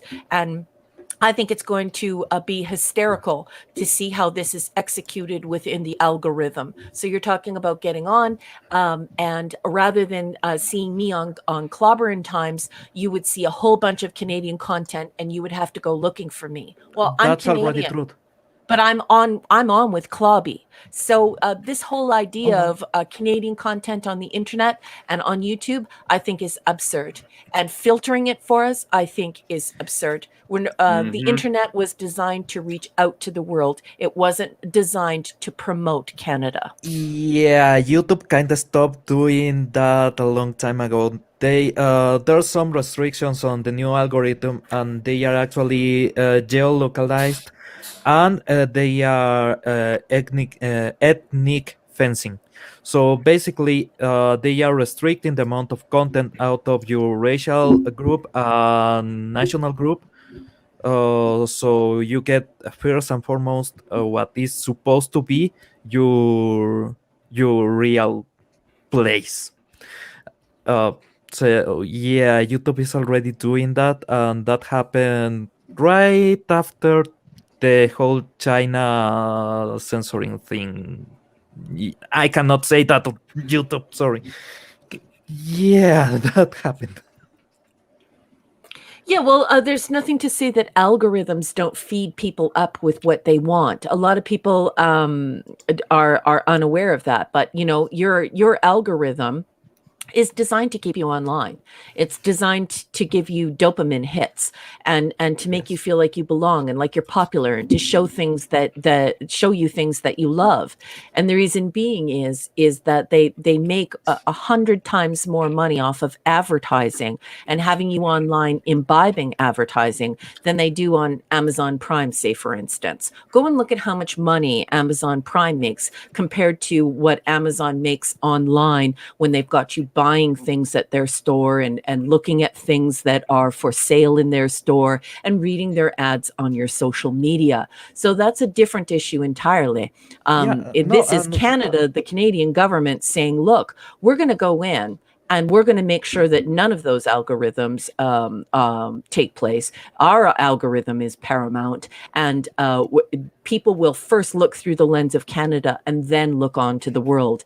And reiterating my same point, the internet was designed to bring the globe together. It was not designed to promote Canada, and it was not designed to be a lens from which Canada should see it, the rest of the world. We should see the world the way it exists, and removing Yes. people's ability to see what they want to see on YouTube and first seeing First Nations and Francophone and Canadian content, I think is a step in the wrong direction. Yes, and truly, I love the way you express how the internet should work. Only I work on SEO. I work on search engine optimization, and I actually did the cleaning job on Lionbridge, the company that does the moderation on Google content. And I saw how it works from the, and don't get me wrong, the work that they are doing in some part is incredibly important, but the rules that they are applying are often, I have seen things that I cannot properly say for legal reasons, but yeah, they are no longer taking that approach. What mesmerizes me is that you get to the real intent of the internet. And yes, what you are saying is the real intent of the internet, getting everyone in this full connection of every bit of information, of every bit of culture, of Well, not so much information as it is advertising, and imbibing advertising has porn. turned the internet into a multi-billion-dollar business, Pablo. Yep. Despite your anecdote, we have, especially as a scholar, we have reams and reams and reams of peer-reviewed research for how this works, and we know what the bottom line is for many of these companies, and they make hundreds of billions of dollars off of your eyeballs, what your eyeballs look at. They're not so concerned with what's happening on their prime stations and their streaming services, because that is a mere drop in the bucket compared to what advertising can do for them. And I mean, that's been the nature of TV since the very beginning. The nature of TV was not to bring art to the masses, and we're going to have these little boxes in our homes, and we're just going to sit around looking at all this beautiful art 24 hours a day, and this art is just magnificent. No, that's not the history or the purpose of television. The history and the purpose of television was to sell advertising. We had product placements, we had advertisements that lined every single television show we watched, and that's what these corporations are interested in. They're interested in ad revenue. They're not interested in beautiful and wondrous stories. They're not interested in quality content. They're interested in getting your eyeballs to certain places for as little money as possible so that they can glean advertising money and purchases out of you. And the numbers don't lie, regardless of anecdote or even the research. I definitely challenge you to go and look at the $300 billion that Amazon makes in advertising and sales, having you online, as opposed to how much it makes off of its Amazon Prime, which is, I don't know, it's literally almost nothing in comparison. So, it's very important to understand the motivations of arts and entertainment, and it is to facilitate advertising. And that's not an opinion. That's a fact. That's what these people are after. They're after money, not entertaining you. Artists and artisans are involved in entertaining you, not corporations. What am I doing here? I don't know. How did you get here? Hey, what? How do you get in here? Nicholas. Nicholas has pizza. He thought you might want some. I know. I was just saying, man. I didn't know how busy you are, but I totally forgot a bunch of people at this celebration yesterday, man. So I'm sorry. And Raquel, same. I felt bad. Great awkward silence. I'm done with this shit. I'm gonna go back to you now. Too many people. Congratulations. Much deserved. Congratulations. Yes, 1G. 1G. Yeah. But no, what am I doing here though? Besides watching Nick eat pizza with his sexual lips. Like, You're gonna give us chicken nuggies. Those are not the name of my. I'm not going to make a joke with that. We got a prisoner sign printing for Clobby right now. I saw that. I saw the OK symbol, but you have one for him and one for Mike. I was listening, but I am interested. I didn't hear about the C10 crap. Are these seriously trying to funnel us so we can only see Canadian news? I've seen Canadian content. Our entertainment sucks. Yeah, I can't speak to the bill because I didn't read the bill itself. I read the reportage on the bill itself because there was a massive backlash, and of course, everyone was discussing the implications rather than the bill itself. And they did hold a press conference, so the gist was presented. So I have not unfurled the bill proper and looked at it. I've been watching the reportage amongst the better journalists here, and watching people look at discussing different points and the impact, of course. So I still need to go and read the bill proper. Yeah, that sucks. It sounds like that the way you were describing, even though you're not 100% full on the whole idea of it, it sounds like we're gonna get nothing but this heritage moment from Canada across our YouTube feeds every day for the rest of our lives if something like that happens. Yeah. Well, and it's the idea of taking back rights that have already been established and doing it in this very pernicious way. Because as I said, I really love the way that Mark D with a C described it. You know, if you're in a grand library and you can choose any book you want, that's the ideal circumstance. But taking all of the world's books and putting them in the damp basement and leaving a few stacks of Canadian books for you to choose from. The whole idea of it, I think, is preposterous and retroactively trying to change the way we imbibe the internet is, I think, quite dangerous and draconian, to say the least. Yeah, well, that and Canadians are boring. I was just going to end with that. Well, the content's not there, Fat Stephen. You're joking, but people don't realize we don't have the budget to make good stuff. We just don't. Joking. Yeah, I have seen that Pixie animation. Yeah, how many people live in Canada? Is it around 40 million people? I don't know. Maybe 38 million. I think it's 38 million. So it's not it's a huge landmass, but not a huge population too. So that'd be like telling I'm guessing the population of California, but it's in California, Texas. You can only have TV from your state and nowhere else. First. Yep. As of right now, from 2019's status or collection of information, 37.59 million people live in Canada. So I was pretty close. Yeah. Yep. Yeah, I just can't believe it, and the interviews that I've been watching, basically the discussions that I've been watching have been from some journalists that I know who are quite talented and center-minded individuals, and they're pretty taken aback by this as well. So it's not I was wrong. What? There's a current stat going on right now, and we're at 38,027,000. And Canada's almost California's almost 40 million people, so pretty comparable in size, I guess, population wise. It's weird though. It's also tracking the by like the yearly growth rate, and we've been on a decline since like majorly, and we're still at 0.89% yearly growth rate for the yearly population. Isn't that global? Is it all right if I share my screen momentarily, boss? Sure, anytime. Go for it.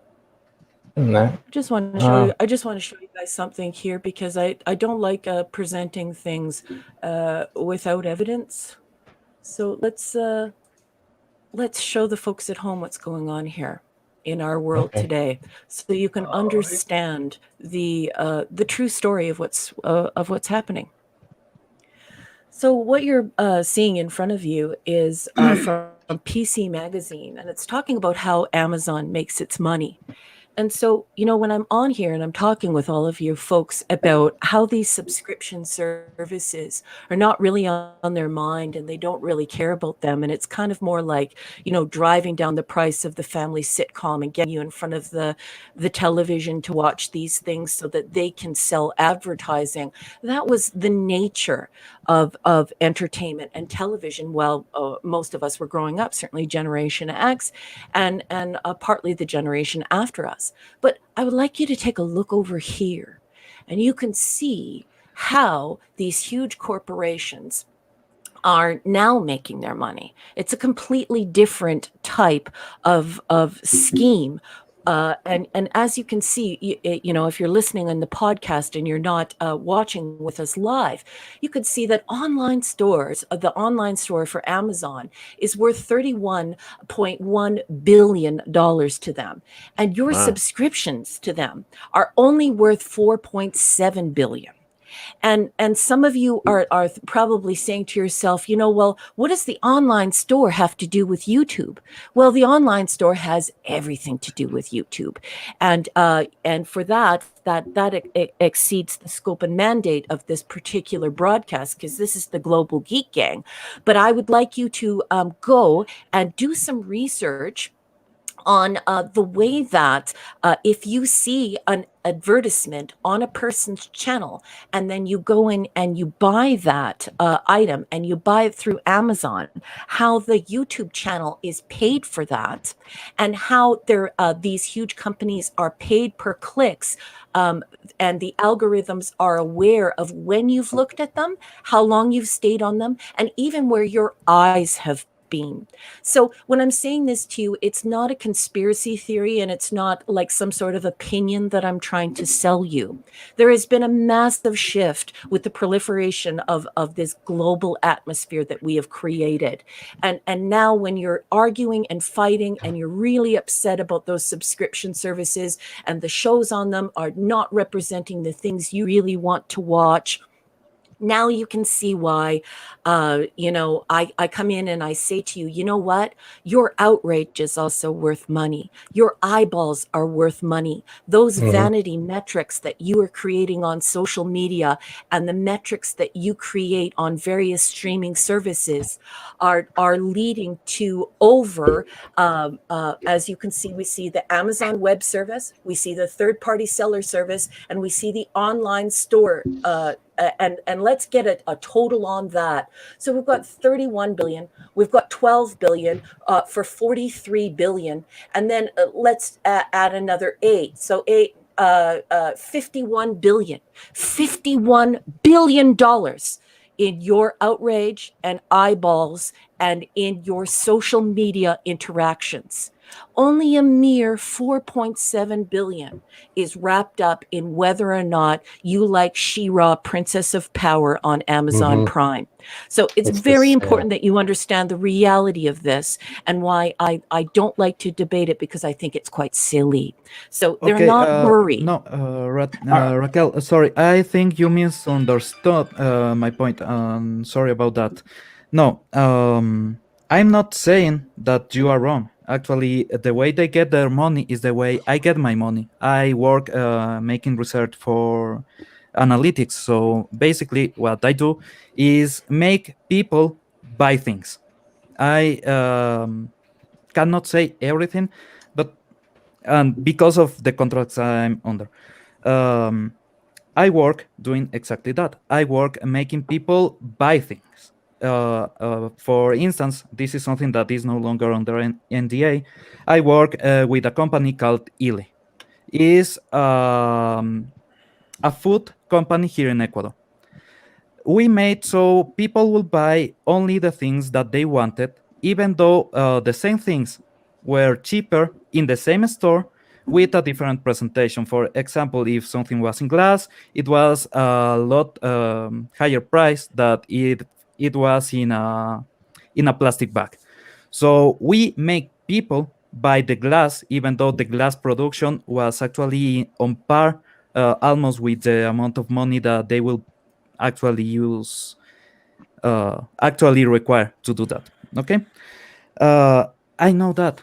No, the thing is that in YouTube instance and in the Google instance, under what is on and the Jigsaw project, is the information that you are talking about, is the information on how you manage your money, how you consume things. They actually register when you move your mouse, if you are angry, if you are sad, all that is on the system. All that is registered, and in analytics you actually can pinpoint certain things the amount of money you invest give you access to more information. Like if someone is prone to anger, you can target that. You can target people that are prone to anger to sell them things. But that's what you're doing is appealing to dopamine, right? And some Yeah, people exactly. are triggered by Exactly. anger, happiness. Exactly. It's as powerful as cocaine. That's excuse exactly me. Hold on. Excuse me, But, officer. I have a question. I have 2 questions, real quick. One, nice that is your avatar, very nice. You did that. That's not fair. The second question is, I'm trying to figure out understanding is, they're now. It's not that most of the stuff comes from sales, and that's where they make the most of the money. The outrage stuff that's hopping on Japanese is just a way to trigger us to either buy or more stuff or promote it, so whether more eyes are on it, and then they'll start selling more products. So in the second way, they're also using our rage as a selling tool in a way. Also, well, the thing is to keep your interest. It's the idea is to keep your interest online, because that's really where the money is at this point. So what we're seeing is we're seeing a significant change in the way that people imbibe advertising. So previously, you would see commercials on television, and you would say, mom, I want that cereal, or, oh honey, we have to buy that minivan. But now we're in 1 billion tweets a week. We read 10 megabytes of material each day. We hear 400 megabytes of material each day. We see 1 megabyte every second. And so you can see those numbers that I showed you from PC Magazine. You're talking about $50 billion in your interactions versus this 4.7 billion in you watching Pee Wee Herman's Great Adventure. There's really no money in it. But I think the most important thing to remember is that the public isn't really aware of the mechanism of television and radio and how television and radio work. Television and radio are about advertising, and whatever you can fit in between all of that is the connections you're creating with your viewer. It's what's keeping them connected. And this is also why it's so important when I'm telling you that you have to stay connected with the artists and the artisans and not allow the corporation to insert themselves in between those two actions. How that keeps the quality in the arts and entertainment we imbibe every day. Otherwise, it just turns into endless cycles of advertising. And I challenge you right now to go and open up the Independent online. When you open up the Independent online, I want you to look down at your taskbar. I want you to look at your sidebar.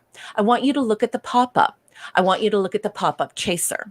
I want you to look at the in-text after the lead. What you are seeing are dozens and dozens of ads while you're reading that article. So the article is not free. What it is doing is it's exposing you to advertising. If you hover over it, if you click on it, if it leads to a sale, that company gets paid. But Facebook sells advertising. Facebook doesn't sell connections. It sells advertising, and it's really good at it. And as of late, Facebook is not so much selling advertising as Facebook is selling information. So if you want to look into Data and Goliath, that is a wonderful book written by Rob Schreiner. Exactly, this is my connection. Okay. This I can show because this is my connection, my proper connection. I'm not breaking any law here. This is the amount of traffic on ads and tracking that you normally have on your daily use of internet. 58.5. What I'm blocking is basically all the advertising sites that are asked by the web pages. So, for instance, if I normally go to any web page like The Guardian, you will get a lot of ads, right? But in my connection, other than the normal ads on DuckDuckGo, I don't get any advertisement. Why? Because I'm properly blocking it on my connection. That's what I'm trying to actually make a lot of people do, because if you do this, if you block them from getting that information, they lose money. Then they have to hear. But this is properly what I do. In my household connection, I block the access to, well, basically anything that logs what you are doing. Yeah, but that's commercial free, the companies are always going to find a way around people who Yes. block ads, and that's the whole And this reason is it. why we wound up here, right? When you're listening to radio, 98% of households used to have radio. They had Look, 98% of households had radio all the way up into the 2000s. But anyway, that's neither here nor there. And you know, if you wanted to teach people how to block advertising, that's very easy to do. And of course, I always endorse DuckDuckGo. That's not the nature of the conversation no, I'm having. what though, I'm Pablo. saying The is nature of the this is the business. the nature This of the is conversation that I'm having is how what mark we have on the influence of our art and entertainment, and certainly there is no incentive for large companies like Amazon to have you watching Amazon Prime, because there is very minimal advertising there. The overarching theme is that advertising is revenue to the tune of $50 billion a year for Amazon alone. And they're only bringing in roughly 4.8 billion for their Amazon Prime. So they want us to be online, and keeping us online creates a factory in the living room. It creates a factory in the pocket. And certainly when we're looking at these companies selling your information through your cell phone and through your laptop and through, you know, whatever Big Bertha you have at home, they're making even more money. And people knowing that is good enough, I think, for them to understand the nature of the relationship they have with these corporations that are selling them comic book films and superhero films and Bridgerton and Sportsnet and so on and so forth. The nature of the relationship is advertising. The nature of the relationship is not quality entertainment, and that's the overarching point. Well, yeah, that's a good point, Raquel, because if you look at that number too, a lot of that's also for something like Amazon Prime.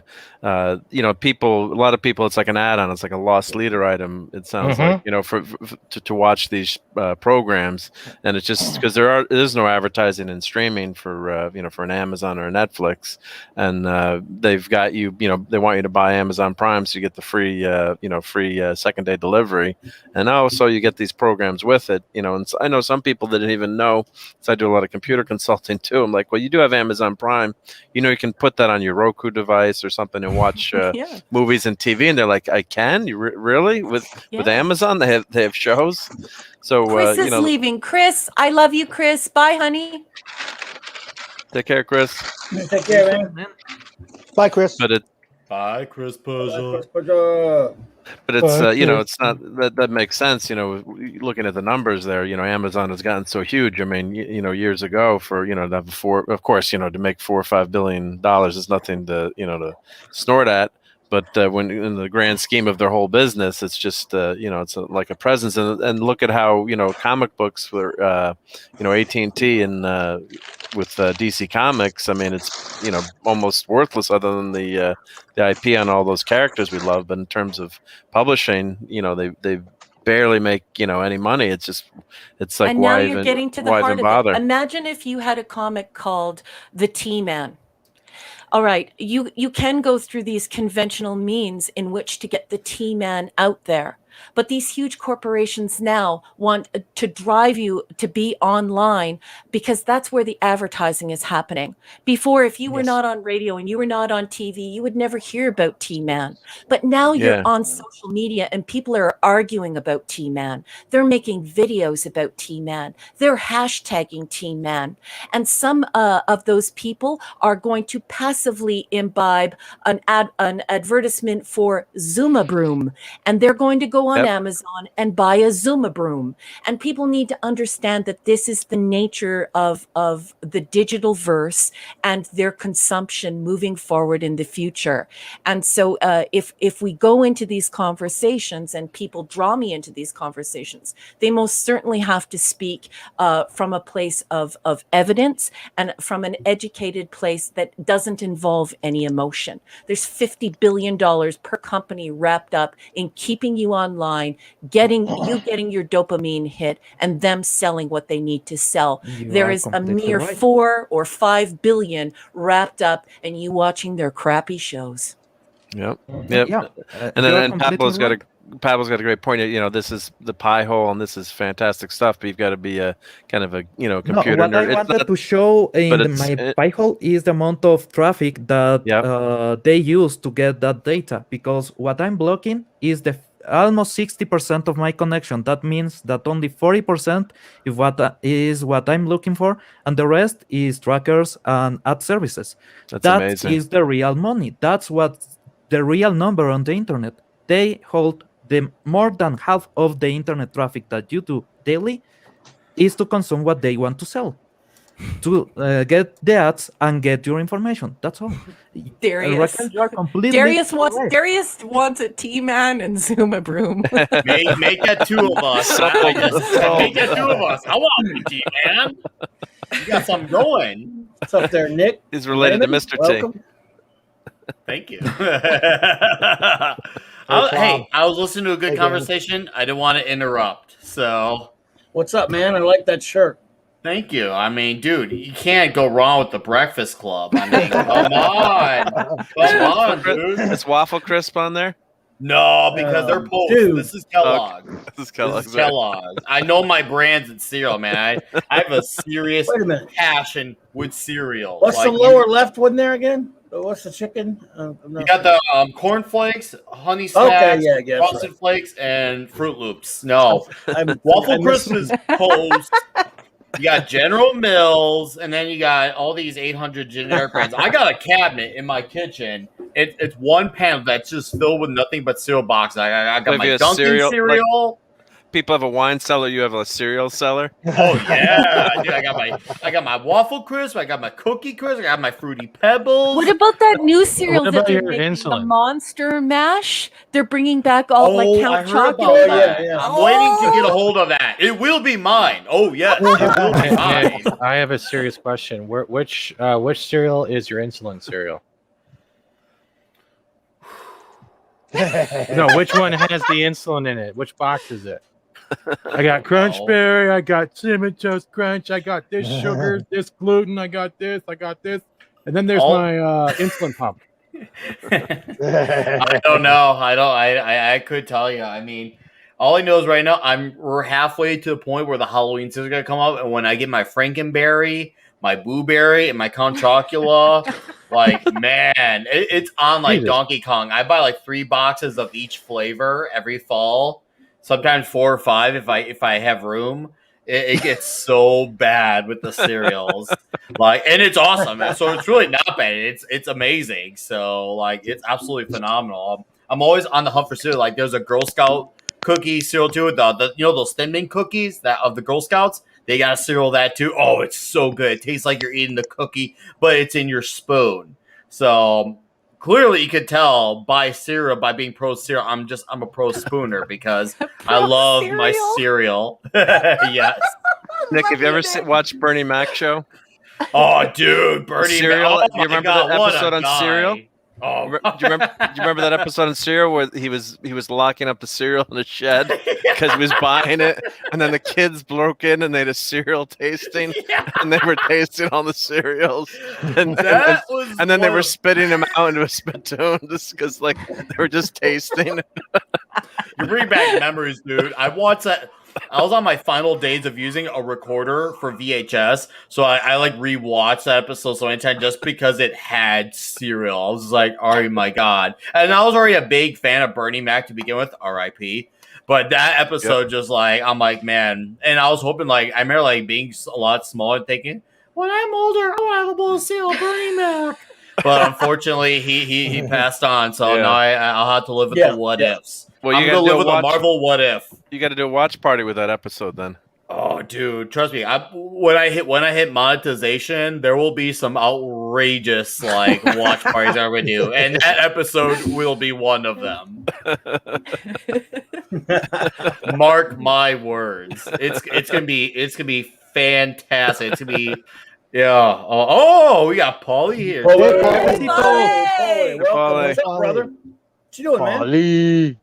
Hey, man. What's happening? All right, good to see you. Thanks for popping in, brother. Listen, man, you're so giving and kind. You let all us bozos come on and talk about our shit, our shows, and everything that we do and everything we want to be. And you never put up a fucking PayPal. I don't need one of those. Put it things. up right now so I can put some money in, or I'm not coming on your show again. Let us give you our money. Everyone, please. Everyone, please be quiet for a second. Mike. Put up a PayPal right now so I can put some fucking money in, or I'm not coming on the show again.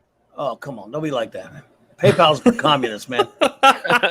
All right. I'm a wrench. I'll put up my link right now. You guys put some money in. I wouldn't even know how to do that, dude. What do you mean? You don't have a PayPal or a Venmo? I had one. I don't know how to just throw it in the chat like that. Say, everybody, throw me some cash. I don't know how to do that. That's how you do it, dude. That's how it starts. I don't know how. I mean, I don't know how to set it up. Is what I'm saying. Ay, por Dios. Okay, do you remember the But I don't time wanna do that where street performing was something really important? You had people playing the guitar, playing the sax, making comedy on the street with their hats on the floor, and you throw some cash. YouTube is kind of like that. If you haven't noticed, we actually do exactly that. We tip the performer that way. Listen, Mike, you know, there's a point of being selfless to where it's self-defeating. Yeah. And all I'm saying, I'm not trying to give you shit. Well, maybe a little bit. Buddy. And I'm having a little bit of fun. Spare me. I don't get to be drunk anymore and have and put down people and blame my alcoholism. I have to I'm with you, bro. Right. I have to be a good boy. But every single one of these guys and lady, Raquel, every single one of us will give you would love to give you a couple bucks. Every single person in the chat would love to give you a couple bucks. I get money on the spot right now. Everything you do for us, man. Mm-hmm. This guy never questions when I need him to wrench for me. This guy never questions every time I need a comic book expert, because I don't know what the fuck I'm talking about. Let's just be honest. He makes me legit. Pop Archivist makes me legit. Oh shit, there's Nick Weiser and Paul. Wow. I like you guys. Thank you, brother. Pero en serio, right, Pablito? This guy needs to just put the link up, bro. We want to give you a couple bucks. That's it. I will learn. I'll try to learn how to do that. No. But I don't know how. I mean, isn't there a service that we can get him to? Doesn't Stream Elements do it even if you're not monetized? I can set that up for you. Yes, that's a little more complicated, right? Yes, right now. Elements is more complicated than StreamYard is actually pretty easy. You can link your PayPal account. No, it is, but right now to do it live, all you literally need to do is put your PayPal link in the chat, and people can. Because I was like, let me give you some money. That PayPal is for commies. I I think that he wants to do it. What does that mean? I don't know. I don't know what it means. I promise I will start. Well, this commie here pays Pablo and pays Diego money every time they do Midnight Edge Espanol through PayPal. Dude, that's cool. That's so you said in the chat that you had that today's show was really good. What did you like so much about today's show, Polly? Tell us. Oh, right now. What? No, Raquel, listen. I love Mike, and I want to give him some money. Okay, because we always go on. We're always here. So people can give him money. I don't know what's going on, but someone's saying. But listen, that's Raymond. Okay, Raymond. we're all on here for agendas, right? It's our agenda, right? Let's just be honest, right? And we love y'all love nerding out, and that's fucking cool. But Clobberin is the guy that has the good hours and the good traffic during the day, and then at night with Raquel on Saturdays. The least we can do is give this brother some money, man. He's not gonna be monetized for a minute, so what the fuck, Yeah. That's it. Yeah. I appreciate that, buddy. I mean, I give him money I haven't really today. thought about it much. PayPal is for commies. That's all. Oh, stop! I've tried to get you to do it for how long, Mike? I know, but I just don't think about it. Here's what I'm gonna do, and brother Mike, please don't fight me on this. Everyone, get ready to put in $5 or to whatever, just to whatever you want to put in. I'm gonna put in my link in the chat, and all this money is gonna go to Mike. Oh man, don't do that, buddy. Seriously, man. I'll figure out how to do it. No. That means you're not gonna do it. All right, and I'm not necessarily. I love you, but Ollie been around long like I have. He knows. Not necessarily. Yeah. LT has said in the chat, and he is right. One of the best ways that you can help Clobby is to sub and to share this channel and help him get monetized. And I do have to say that many people have given us in thanks for what we do here. They have sent us the most wonderful gifts and offered us wonderful friendships. And I too would love to see Clobby monetized, but I would also like to thank people like Mark Steven Chire, like Purple Valkyrie, like Mark D with a C, who has, these people have reached into our lives and sent us the most beautiful gifts in thanks for what we do on this show. So, but yes, getting Clobby monetized would be so wonderful. Just some tips, bro. I It's agree. some tips, and anyone that tips, I put the link into to my PayPal. Anyone that tips, I'm giving all that money right now to Mike. It's not a big deal, so go for it. I'm gonna throw in $20. You're too good, man. I don't know what to say, man. I don't know what to say. You don't have to do that, buddy. But thank you. I do thank you for it. You shouldn't do that, man. Thank you all, and I appreciate that. I just do this for fun. You know that. Do not send your silver or canned goods in lieu of cash. I promise listen I'll to learn how this. to link my PayPal thingy when I get done. That's cool, but for now, my link is up. It's a Latino slant link. And I'm not going anywhere. I'll stay right here. I'll shut the fuck up. No, dude. Oh, No, no, I'm not saying, at like- all. We love you. No, I didn't mean it like Love you, that. Polly. Meaning that. Yeah. Just wait. I know I broke up the conversation. Okay, you had a good reason. I already sent money to you, Paulie, so I sent you a 5. So give that to Clobby. Yeah, man. So- I mean, let me look. I'm managing the profile right now. It's not a big deal. It's PayPal, easiest fucking thing in the world. But easy made and done by commies. But whatever. There you go. Check this out. What I'll do is I will. You have 3 different You have 3 different payments right now. $5 from Nicholas. $3 from. I'm not going to give names out. I told you. I don't know your. I don't want to give out your full name, but It might have been me, Paulie, and my full name. Yeah. $3, Flint, Michigan. And we got another one. Probably Ironcaster. Okay, He's from Michigan. Just yeah. Ironcaster, you didn't do that, buddy. Okay, don't say where people are from. I love you, but don't do that. Well, what do you want me He's to do? open about it. I'm not saying Oh, their is he? names. Oh, okay. Yes. I'm not saying their If names. you see Mark from Connecticut, that was me. Yeah, I'm not saying their names. Calmada todos. Dude, you're getting paid. This is great. Plus, you're getting some Polly. prisoner swag too. Bless your Yes. heart, Yeah, man. that's what I really love. Yes. Darius Munchausen, $5. Boom. Yeah. Aw, You guys, so come nice. on now. Thanks, Darius. Too late, Clobberin. It's you. It's all you now. Now you gotta take that money. I don't have a LT, I don't have I a sent blushing you- avatar. LT says, I sent you $6.50 Canadian, Clobby, for your prisoner figure purchase. There we go. Dude. Yeah, and in the chat, go ahead, especially with PayPal. I'm not gonna dox anyone, but just go ahead in the chat. Let Clobby know how much you $5 for me, $2 for me. But there you go, Yeah. brother. It's completely deserved. You are deserving of this, man. Yes. Pat S, don't you dare, dude. I know what it's like to be strapped. I am all the time. So don't, man. Just you're a friend. Don't you worry about that stuff.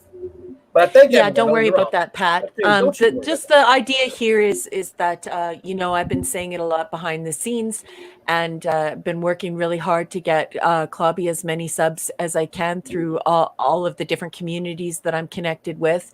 And I will say unabashedly, because, you know, he'll never say it. He's too modest and too kind and too proud, but and rightfully so, because he's a gentleman. But I would love to see CLOBBY get monetized to the point where this could be a passive income for him, and maybe even a main income for him. I think that I know everybody always says this, but as a former comic book store owner, this is it makes a big difference, because this is somebody who is an expert in his field. He's basically a librarian for our pop culture. And so people have been having a hell of a hard time getting a job. The economy is terrible right now in Canada and the US, and many people cannot work. And so, if you can help by getting him to monetization, I know he would really appreciate it. And I know so would all of the viewers, because wouldn't it be great if he made just a bit of scratch, just enough scratch that he was able to stay at home and pay his bills and keep all these great shows going. And look, man, I know I hijacked this shit, but I don't give a shit right now because people are throwing money down for you. And here's the thing. I've been monetized. I've been making money, and you've helped me get to there from the fucking first day we met. So you haven't asked for anything.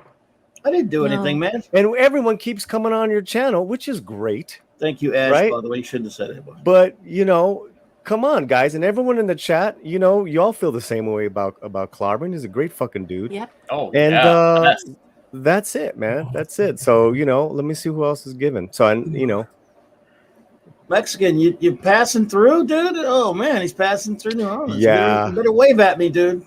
He's staying at New Orleans Hilton. Oh, but he's staying at the top, at the presidential suite. I bet right. Only the best for Mexican Iron Man, right? Dude, you were all just too kind. I don't know what to say. I can't even. Well, we want to give back. Yeah, you've done so much. You know, it's just a silly YouTube channel. But we have fun, and you spend a lot of time and bring us all together. And so I'm not going to say, I'm not going to say names, but you got tips of 7, 5, 5, 10, 6, 5, 5, 3, 5. There you go. Oh, people love it, bro. Thank you all. I don't know what to say. I mean, if I did know what to say, I would say it, but I don't know. Thank you. And here's the thing: if I said I wanted to do this, there's no way he would have let me. No. Yeah, no, because Holly, I've been trying to get him to do this for the longest time too. So I'm gonna get Paulie to train me in martial arts so I can kick his ass. Well, dude, I got a lot of years ahead of you, so you need about a good 10 years before you can be competitive with me. I'm a slow learner. It might take like 20.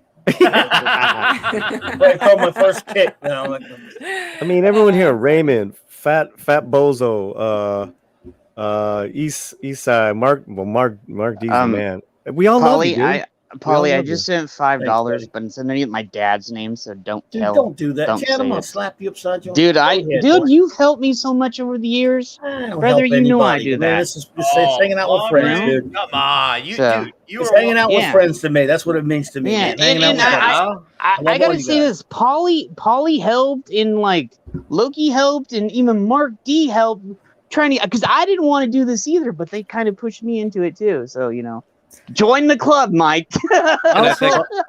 And I think Nick, a few months ago or a month ago, where you didn't have, you're not monetized, so you're like, oh, I don't want to take tips. I think it was might have been me. I was turning it away. I was yelling at you. You're like, people want to tip you. I said, come on, don't leave money on the table. If people want to give you, it's like buying a friend. I think of like buying a friend a pizza or something, or whatever, right? Yeah. You guys had to convince me. I love you, Lasso Truth, and many others like, Nick, just do it. I'm like, oh, I don't need. No one's gonna. Who's gonna do that? I'm like, that's crazy. And now I've gotten about over $100 in the last month. I'm like, okay, so maybe that was a decent idea. I could get more pizza, help build the channel even more. Think about what I want to do to upgrade tech.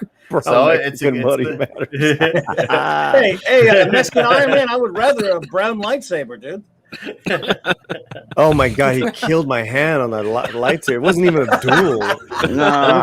I look like an idiot on that video. That video was amazing. I love that video. I highly doubt you would ever look like an idiot, Polly. Oh, man, you're a man. No, it was pretty bad. Oh no, honey. I don't think Did I you was head doing. desk afterwards? You just head desk, head desk. Yeah. As soon as that saber was in my hands, I'm like, oh, yeah, I don't know what I'm doing here. Snorter Poopus wants to send Clobby a box of Klondike bars. Oh, yeah. Snorter Poopus! I do need to gain even more weight, so yeah. Well, I thought you could send those to Steven. I'm having a Dairy Queen Blizzard right now. That's about enough all I need. Yep. The weirdest one I've ever had. Pop Culture sent another sent $5. Yep. Man, don't do that. And don't do that. I just shut up. Do you know what? Like Polly and Loki and all of them told me to shut up too. So now it's your turn. Okay. Oh, so funny. I had to go through this. Now it's your turn. And, I didn't want to do it either. Okay. We got one for either for $7 from the UK. So I won't say what your name is, but I'll say that you are. Mark too. Mark was part of the gang that helped me do that, pushed me into it too. So well, it's your birthday. You deserve some gifts for your birthday. I didn't want to do it, but I got pushed into it. Oh man, well, dude, I don't know. Well, CLOBBYCon, yeah, you gonna come to CLOBBYCon, Polly? Yeah. The Vegas thing? No, CLOBBYCon might be like a couple years away, but that's gonna be one in New Orleans. Oh, for you? Well, that's what according to Raquel. I don't know. I won't be able to come because I'd go. I'd love to go. I would have to hitch a ride with somebody because I have no car. So well, you have 2 years to work. Yeah, I got it. Yeah, it's good. I don't know whose basements are going to be in. They don't really have basements here, but well, thanks to everyone in the chat for thank pitching you in. all. Paulie, Give man, much deserved tips. Brother. Yeah. I don't know what to say. Yeah, dude, Mike, you deserve it, Mike. Like literally, you do. And just think of it, we're giving you prisoner figures. So if you don't want that money for doing the show, so this if you want those prisoner figures there now, you go. you Then can you go can buy them. Then you get one of them. So think of it that way. Yeah. Oh, because you know what I got? Do you know what I got for my birthday money? I got me a Roku and I got me some batteries for my phone, so my phone doesn't go screwy, and then I got a power generator for, because we live in Arizona and the power goes out in the middle of the summer all the time. So I got that. So I got that with my birthday money that everybody gave me. So from the birthday stream. So this Chino Slant guy right here was the first pal I made on YouTube when I moved over here. And he's been the best of pals. And you're too good. You're too good, man. Too good to me. Oh man, gracias a ti, man. We've been having a great time, man. God, yeah. You've been there every step of the way with the growth of the channel and all the fun shit we're doing. We're not just, you know what the slant is all about, and I appreciate you. Oh, dude, Slantinos are a great bunch over there too, just like those Clobberins over here. And Paulie, I want to say thank you for last night too. So, gracias. Last night, baby.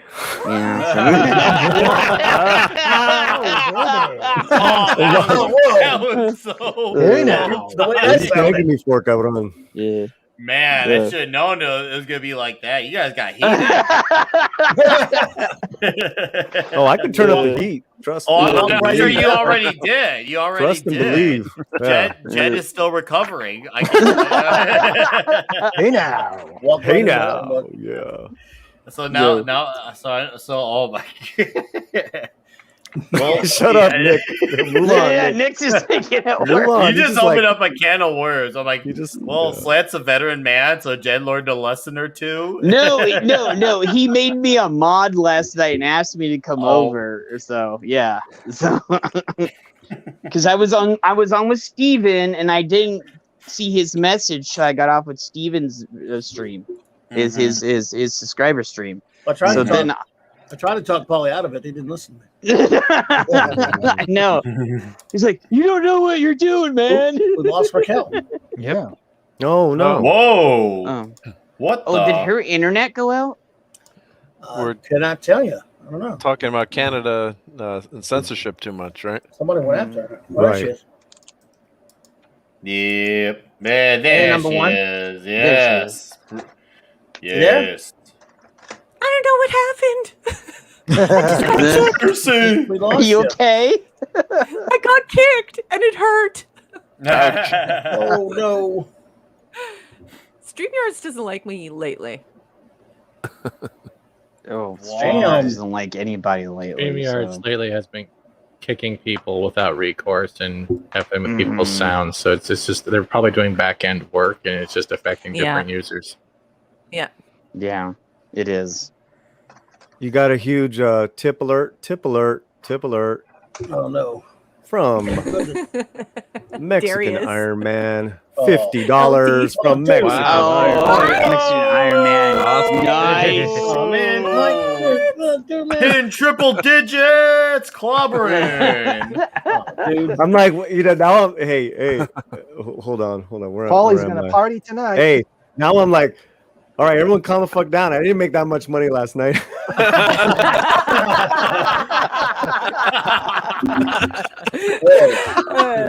Are you saying Mike likes me better than he likes you? hey, these are your people, man. And I'm just kidding. Mexican Iron Man. He's the man, dude. He really is. Yes, he is. He's the Mexican Iron Man. Yeah. Yes, Man. Mexican man of iron.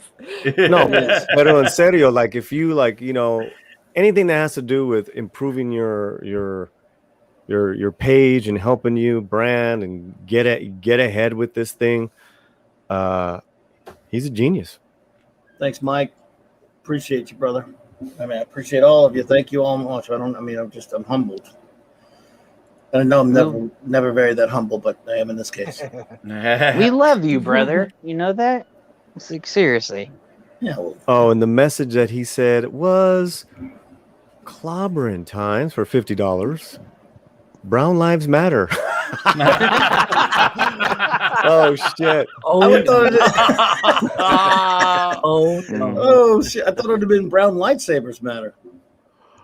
That's for lightsabers clobbering. do matter. Absolutely. He loves you, man. I love you, bro. Appreciate you, man. My goodness. I thank you all for embarrassing me in a good Get yourself a pizza tonight. No, Oh, man. Lord Thoth. It wasn't 50 pesos. That's the way. I saw that too. I can't it never goes to comment fail, anymore. man. Never goes to fail. What's that? I can't see the comments now. So, Fat Steven, you are correct. Something's going on with StreamYards because now I can't see what anyone's saying. Thanks, StreamYards. First you kick me and then you block me from seeing all. It's okay. Just don't because you're right open about up it. Perfectly fine. YouTube and then open up the thing of StreamYards. That's what I do. Weird. Yeah, open up this and YouTube. You can actually pop out the chat and just close the video, so you're not playing the video. Just pop out the chat. That's and what the I do. 3 dots in the top right do pop out chat. Yeah. You rotten things. Yep. Yeah, you didn't know that you could do that? Wow. You didn't even know about Red Dwarf. No, I know about that. It's just I know. I didn't know mean. that. It's gonna be it's just always doing that. Weird. It does do that regardless of what you do. Fat Steven is correct because there are some nights on Saturday Night Star Trek where 2 or 3 people cannot be seen on our side of the chat, or things come through in a different order, especially a multi-chat response. And so it drives us a little crazy. So when Fat Steven said that they may be working on the platform, I believe that because it's got a lot of hiccups and burps and flatulence and it's all over the place and it's not pleasant. You know what bothers me the most about StreamYards is the fact that you know how when you upload your videos for like super chats or tips or little clips to be haha, and you can't move them around like you can the people on your panel. You literally have to undelete all of them and put them in the right way you want to see them. Uh-huh. Yeah. So everyone's got to donate so we can Clobby can get this package here, the ultimate What is this? all-in pledge. There's 13 days left, so it's got all the prisoner figures. Tell me silly. It's got the special one here, and then the package figures This plus is evil. a number 6 shirt. So that's the Look at all that That's the goodies grand you get, package. man. Why So do they have everyone- to do this? Wow. Well, because we love you. So No, actually, I'm not. In this case, I'm saying them. They should not have made this. This is yeah. That's why they made it. Look how far they went above the desired goal they had too, and it's still Yeah, gonna be a that's- year before it comes out. Yeah, so it's You see how far above they went it? No, Yep. I didn't see. 161,000 out of pledged. I guess 20,000 Wow. was the goal. So Talk about there's a lot- demand. There's a Wow, lot the of prisoner demand figures. is Fans out there. Wow. How That's much insane. of that money is Doomcock? I don't know. Probably a good chunk. Pablo, bravo, perfecto. Yeah, good. Dude, I just don't keep know. adding to the pot. I know RMB backed it, and he probably the Yeah. whole package too, of course. Of course he One- did. I'd one expect figure's nothing less. Yeah, one Yeah. figure's $24. I mean, Jesus. Yep. Well, a lot But of it's figures are worth that it, much brother. these days, though. It's not too well for The that sculpt- size figure, but yeah. They're weird. The sculpts are kind of weird, but they're still good. They're all right. I mean, it's different. I mean, it looks like a carded figure, you know, like it would. So Yeah, I'd Hey, there's definitely the hang that on my checkmate wall. one. There's the checkmate one. yeah, they got to check. Mark could probably make you that figure, although it probably would arrive looking a little bit like a tiny blow-up doll because I don't think Mark can make the clothes. Do you know what I mean? Yeah. He'll just get Not like yet. the blow-up doll version of the I can prisoner. always learn. Yeah, Yeah. that one's cool. And the Yes. Rover, that's awesome. They got a Rover one. They've got a John. They've got a like in his original black suit from Arrival. Is that printed or made, Mark? Can you scroll that back would be one? that would be injection molding. On So the, that is printed. Yeah, cool. It's injection molded and then painted after. So yeah, the molds for something like this could be $100,000. Well, obviously not that much now, but certain molds we've made for our business are $100,000. So just to give you an idea. So So this is a mold, you think? oh, that's definitely a mold. Yeah, so it's a plastic injection mold, and in China you can get the molding work done a lot cheaper. So what they would do is they'd design the figure, and then they cut out a plate of aluminum. They do the reverse of this figure as a mold, and they would do the parts separately, like the arms and the legs. They would do it all separately, and it just injects plastic into the mold, and it would cool, and they separate it out. So that's why you see the lines on figures a lot of times. That's the parting line in the mold, which is where the two pieces of mold meet together. Oh, okay, I got you. I mean, it's still a pretty nice looking set, though. I mean, they've got a free for all box set. They got a which is amazing. I like the box set. Yeah, the packaging is really nice too. That's what makes the prototype is beautiful. Packaging. I love the Yeah, this Schizoid is Man beautiful. one. Holy crap. Schizoid Man set. I love the Schizoid Man. Free for all is great. Just got number 2 from Free for all. I guess he's the only number 2 they did. So this would be licensed. I wonder what they paid for the license. I don't know, but they could afford it apparently. Yep. I guess they had to pay ITV or something. I don't know if McGowan owned it or I don't think he did. I think ITV owned it. His family, maybe. No, ITV probably because they're still around. Yeah, but I heard that his family and ITV own joint custody. So Could that's what I heard. Hopefully the family got something that would be nice. Yeah, I heard the family and ITV both own it. So wow, that's amazing. Yeah, that's a nice set and a T-shirt. So Well, you have that to wear wouldn't that. fit me. You have to wear that on CLOBBYCon. That wouldn't fit me. Well, what size does it go? That won't just have get my the size. extra large. Shit, I wish an extra large would fit me. Now I'm That's a going to nice get a shirt, though. T-shirt that says number 1 for number 6. Yeah. Who is number 1? And then here's You the penny. are Oh, they number unlocked 6. this goal. Of course, they unlocked all their goals. So the penny Oh farthing my! stand. It's got the penny farthing stand. Oh my goodness! Oh, That's So beautiful. you get that too, right? Well, Yep. Yeah. That Rover got looks kind unlocked. of weird though. Did you see what Rover looked like? Let's see. Yeah. It's kind of Inflatable. It's kind of silly. Final product not shown. What happened on this show? Rover is one of the weirdest, scariest things you ever see because it just looks like a silly like weather balloon, and yet the way they use it on the show is really crazy. It's scary. You believe that thing's alive, and he kept trying to think of all these different things to use for Rover, like a Volt. He was gonna do up like a Volkswagen or something like that, or a Jeep. And what all kind of crazy to make it look weird, like a weird thing rolling around. Then he looked up and he saw one of these stupid weather balloons flying off, like that. And he says, "Oh, wouldn't that work?" And you wouldn't think it would, and when you watch it on the show, it totally does. Dadman Walking's leaving Clobby. Dadman Walking, thank you for being here, sir. Appreciate you. I love Thank that you so name. much for being here. Yeah, I do. I like Take that. care, I like Devin, that yeah. name. Oh, there's the free for all set. This is Yes, really I'm sure nice work. some people, there's some people, if you go on eBay or, you can see or Etsy, they'll make custom figures or hand painted. So I'm sure some people take these and, you take them to the next level too in terms of detailing the action figures. So that's another whole part of the hobby too. So, of course, if you buy, it's not original, but some people love having all these, extra details. So I'm guessing, I don't think the figures will actually end up looking that nice if it's mass painted, but those look pretty cool there. Those are prototypes. Yeah, But very sharp. Again, I'm glad they did a free for all one, but I wish they had. Oh God, I wish they had done. I wish they had done the Leo McKern number 2. That's a very Team America image there. It does sound like weird. So let's see Oh, what my the God, so the total again. Yeah, they were asking for 20, and they got 161,000. So Yeah. not bad. Yep. So yeah, ITV. Yep. Right here. So they did get first ever officially licensed prisoner figure.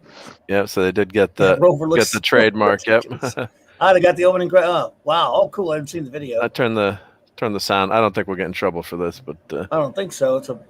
Yeah, just turn the sound up. Just sounds too off, bad you don't have the car. Love to get the car. the car. Well, the car would have been awesome. Car's awesome. There was a model somewhere. I never was able to get it. KAR 120C. The car. Oh God! He said, "Oh, this is what I want to do. I want to wake up the Hotel Port Marion and look out of the window, and see." Well, I thought they were going to show that. Oh man, I haven't watched this video yet because there you go. This is what I want to do. I'm at the Hotel Port Marion. I look out the Yep. and see the episode title. Yeah, that's when he looks out right there. Greatness, free for all is greatness. Yeah, that's every election year I watch that episode. What a great satire of elections. The Tally-ho. Checkmate is a masterpiece. God, I love it. This is fantastic. Okay, can't wait to watch this. So excited. Oh, you got to see the prisoner. Schizoid man. I love the way these men are dressed. Oh yeah, I love the clothes they make you wear in the village. Yes, look how Rover. It's amazing how they made it look because it looks just a big ball of a big rubber thingy. yeah. Rubber. Yes, rubber. You got another tip of $20 from the UK. Oh my goodness, whoever it is, thank you so much. Oh my. Thank you. Oh my. At least that's what it's gross. I don't, maybe the tip was more, or $20 from the UK, and you got over $114, I believe. Oh, nice. $116 there. You were all too much. I like that. Thank you so much. You should not have done that. Thank you so much. It's awesome. Now it's starting to balance out. Oh, I don't know what to say, man. Thank you so much. You say thank you, my friends. I am saying will that. try to ask or put my link up in the future, and we will get you that stream element spot on a timer. Okay, I'll say it. Thank you, my friends. I will put Steven's streamlines up in my. That's fine.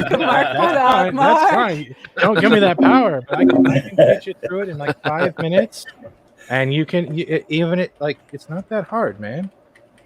But I would like to be referred to as Fat Bozo for the next hour or so. Oh man, look at that, dude! Wow, so it's still going. Still going. Yep. Whoa. Another hour left. Yep. That's your printer, Marty? That's my 3D printer. Yep. Yeah. So it's printing away the prisoner. This be seeing you sign right now. I'll print the other ones too, but it's printing this one for Clobby right now, right here. I have a question then. If I gave you the shape or the dimensions of a those statues you got from Comic-Con, like Phoenix on the Fire, can you do stands? Yeah, it could do a stand. Really they're really wobbly. Yeah, you can do a stand. Yep. Love it. Polly, I don't know if you're familiar with the Doomsday Machine from Star Trek, but he and Raquel did a video stream the other night where he was making that.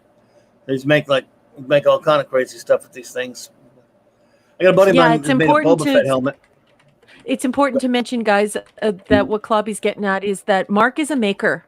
So if you're looking to have things made, that's something that I would love to see him develop. He's a creator and an artisan, and he's capable of fulfilling all of our geek and nerd needs. He has multiple techniques.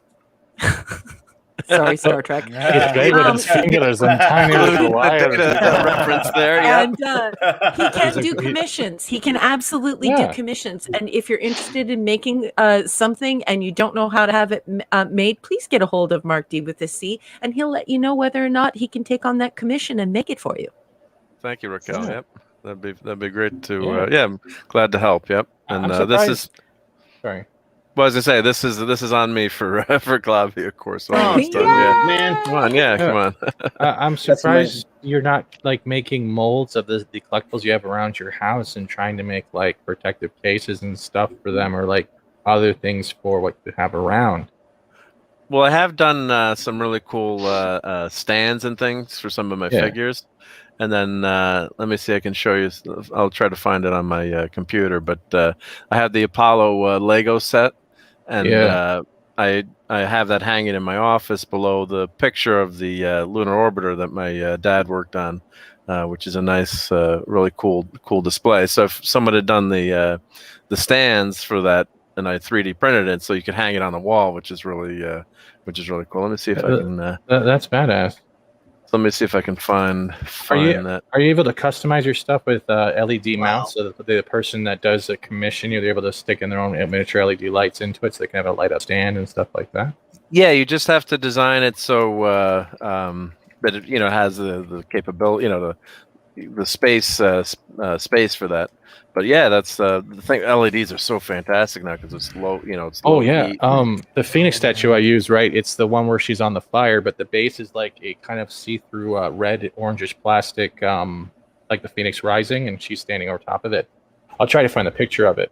But isn't that the one that's kind of wobbly, Steven? Yeah, it's kind of wobbly, but the inside I know of the fire has a hollow point, and I actually have a roll of LEDs in it. So what I can do is it actually will light up, and I can put RGB and make the base of that Phoenix figure light up, and it's actually pretty cool. I used to do a lot of Hail butt crack media. Cool. Can I say that And watching Draco. this machine work is mesmerizing? Yeah, it is. It's amazing, man. This is wow. Here, hold on. Yeah, it's fun technology. Yep. How long does it take to make something like that? A couple hours? That was 2 hours. Yep. So because it's a big sign, but it's got to melt every little teeny bit of plastic, and then melt it and put it down and go around. So it takes a while. But something like this, you don't care. You're not trying to make a ton of them, so you just let it let it run. Yeah. But it is kind of slow though, just to get it to. Well, you were talking about that one that Retro Blasting was showing about there were the guy who made the Battlestar Galactica toys from the original ones from the early 80s. Yep. You saw that video Michael made about that. That was, that guy. That was amazing. Incredible. Yeah. He did the Viper. Didn't he do a Cylon Raider and the he did the Raider. Yep. Mm-hmm. And it's a ton of work. I mean, for the guy to do that. So here's excuse me, the picture's maybe not the best here. Let's see. Oh, there it goes. It's sharp now. So this is my office. So this is the Lego Saturn V rocket. And is then that acrylic invisible? You did? Wow. And then underneath, you can't really see. I should have taken a picture so you could see the stands. But there's these stands here were 3D printed, and they're just they're holding the rocket up. So it's a really cool guy that designed that, and that's the thing. It's on Thingiverse, and you grab it, and then and you can do it. And this, my dad worked on the lunar orbiter, so this is the picture Earthrise. So this was sent back. They gave all the people on the project a copy of this photo or posters, and the way it worked was you had see how they're kind of strips here.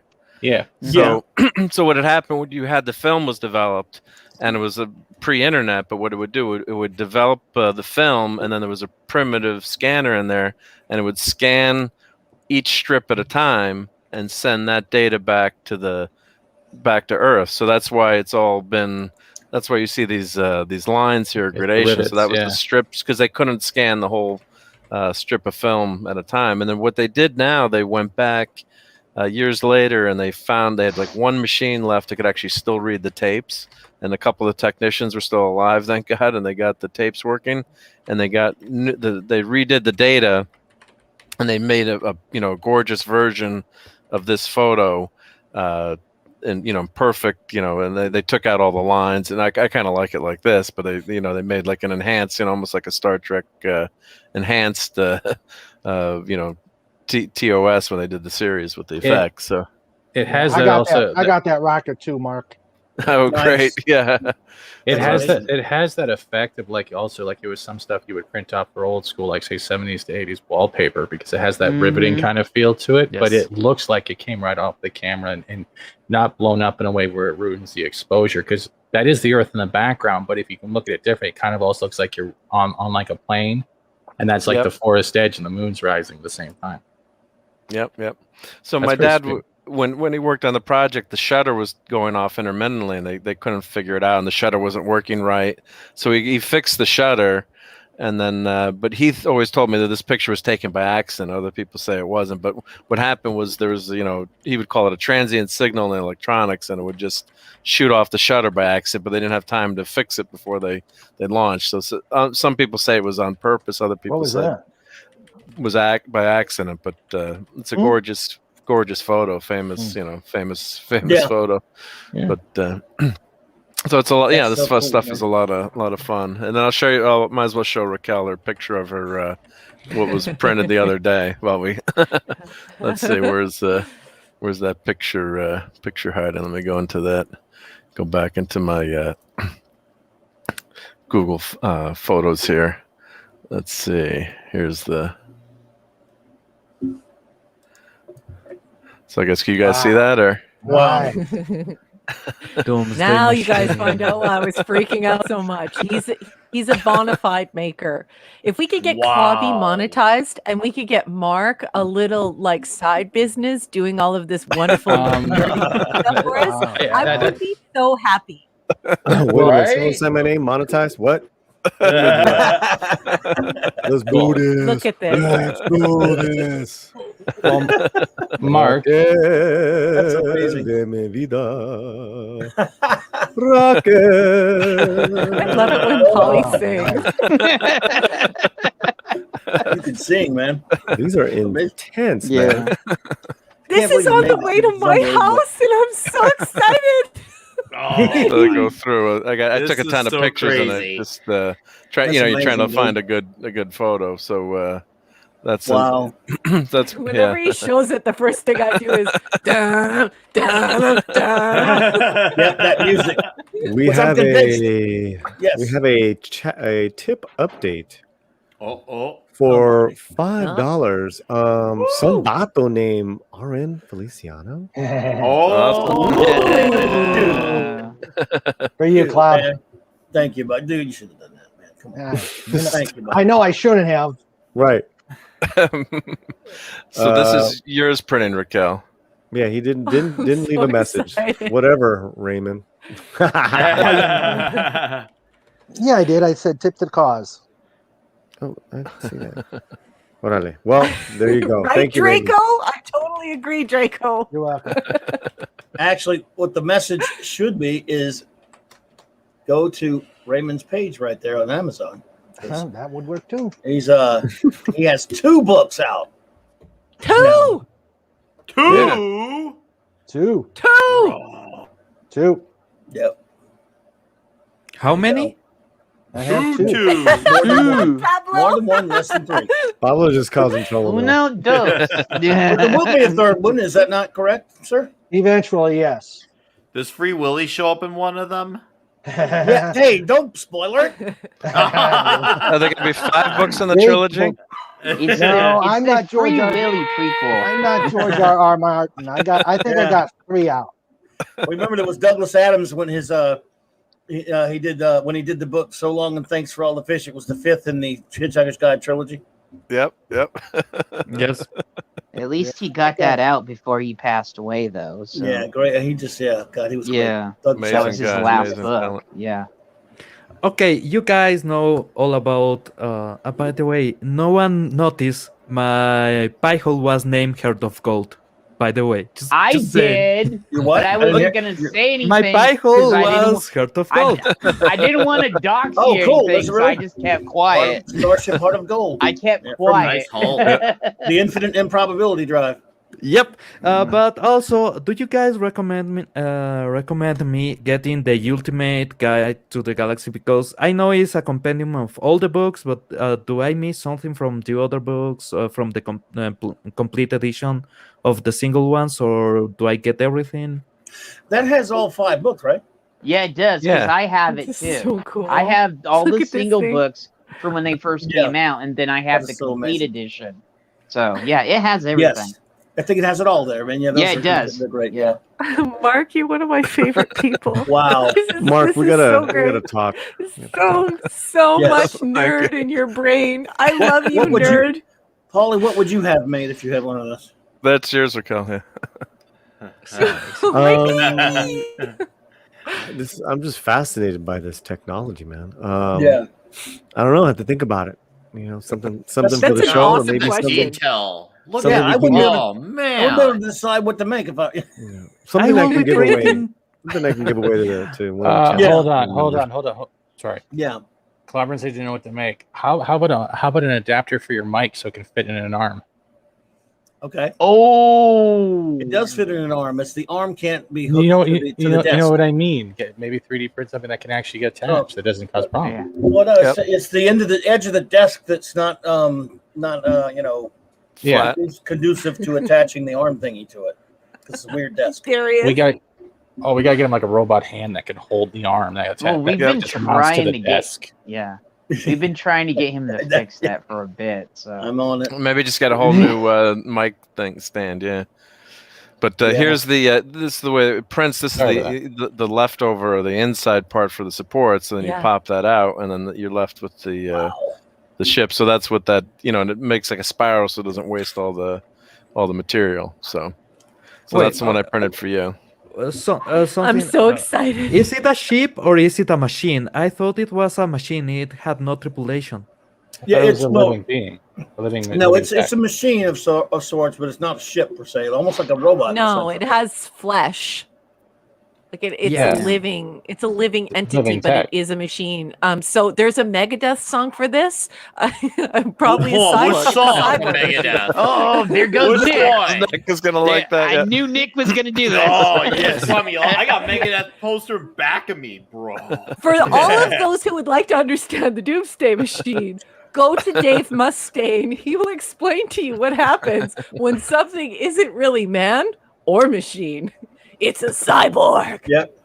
They never really tell you in the episode. They never really Dave know. They don't know. Mustaine. So yeah, they don't tell you. Yeah. Well, I'm I'm sure so they went back excited. later to figure out what happened. That's the thing with Star Trek. It's just you have the episode, but there's rarely a follow up on I something. think Peter David wrote some books that were pretty interesting about it. I think Vendetta and a couple of them that dealt with the Doomsday Machine. I can't remember. Next generation. I think there were. Someone in the chat will know. Minimus will know. There was Peter David wrote some books that dealt with the Doomsday Machine and the Borg. Hey, sorry for outbursting earlier, Bob. I was just popped in my head. No problem. No problem, Mod. Hey, Did you see what Clobby. Claude said?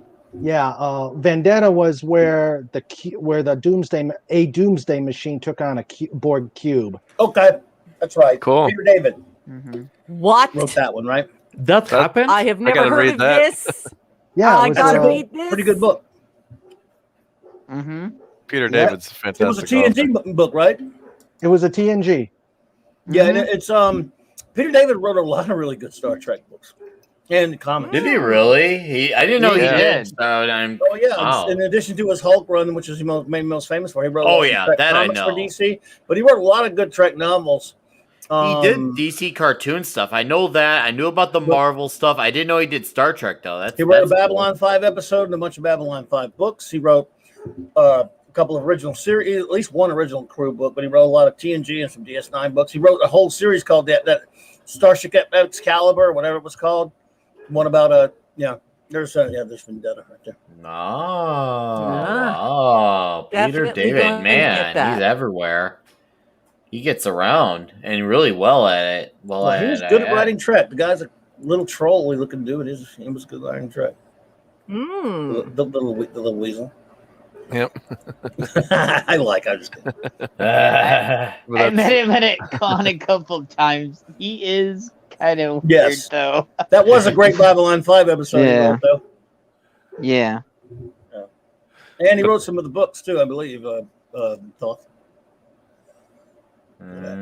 So, yeah, he can write some Trek. And he wrote a great book of the original crew called The Rift, which took place like right before Star Trek 6 or something like that. But it was really good. Not talented. Very What? talented I've guy, seen the shot of the Enterprise facing into the Doomsday Machine, but I haven't seen that episode yet. Darius! Must watch that episode. Raquel, Dun, dun. there's also a mission in Star Trek Online where you actually have to take over warp engines from the original Scotty to stop Doomsday weapon. And you got to go back in Really? time to do it. And you can too. actually fight the Doomsday Machine. Yes. And protect the I only Starbase. play Yep. God of War. That's all I play. That's a good one game, though, to be fair. It's God of War.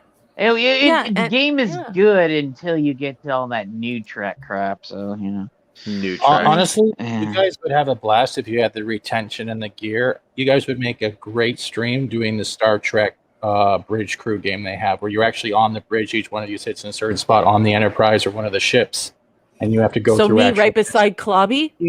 Yeah, I would be engineering then. Oh, I'm gonna find it for you. As long as there don't have to be any bad reboot drivel in it, I'm game. Yeah, no Do you need VR for that, Steven, or is that they have a version I that's believe. not VR? I think there's two. I'm gonna check. Maybe they have one that's not VR. That would be a blast. Yeah. Yeah. Hey, Wow. if we had VR, I could hug Clobby. Supposedly the latest DLC actually gave you the next generation bridge. But I wouldn't hug you on the bridge, Captain. I would not. I would I not would. be so unprofessional. Well, But the minute we you don't got want to turn it into.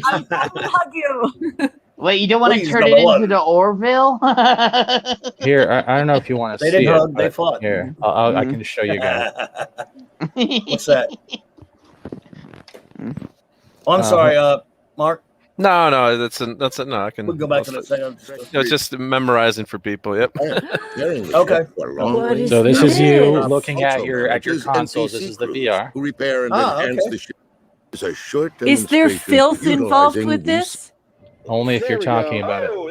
The Enterprise Okay. D can also modulate its shields to reduce damage from a singular threat. As you will see. Into the shield generator. Oh, the L-Cars looks pretty good. Transferring data to your panel, Captain. Yeah. I'll send crews to the shield generator now. All right, thank you. I've seen my Flight friends control, on you think you can Twitch shred play these this. asteroids It's if we need really to? fun. Yes, sir.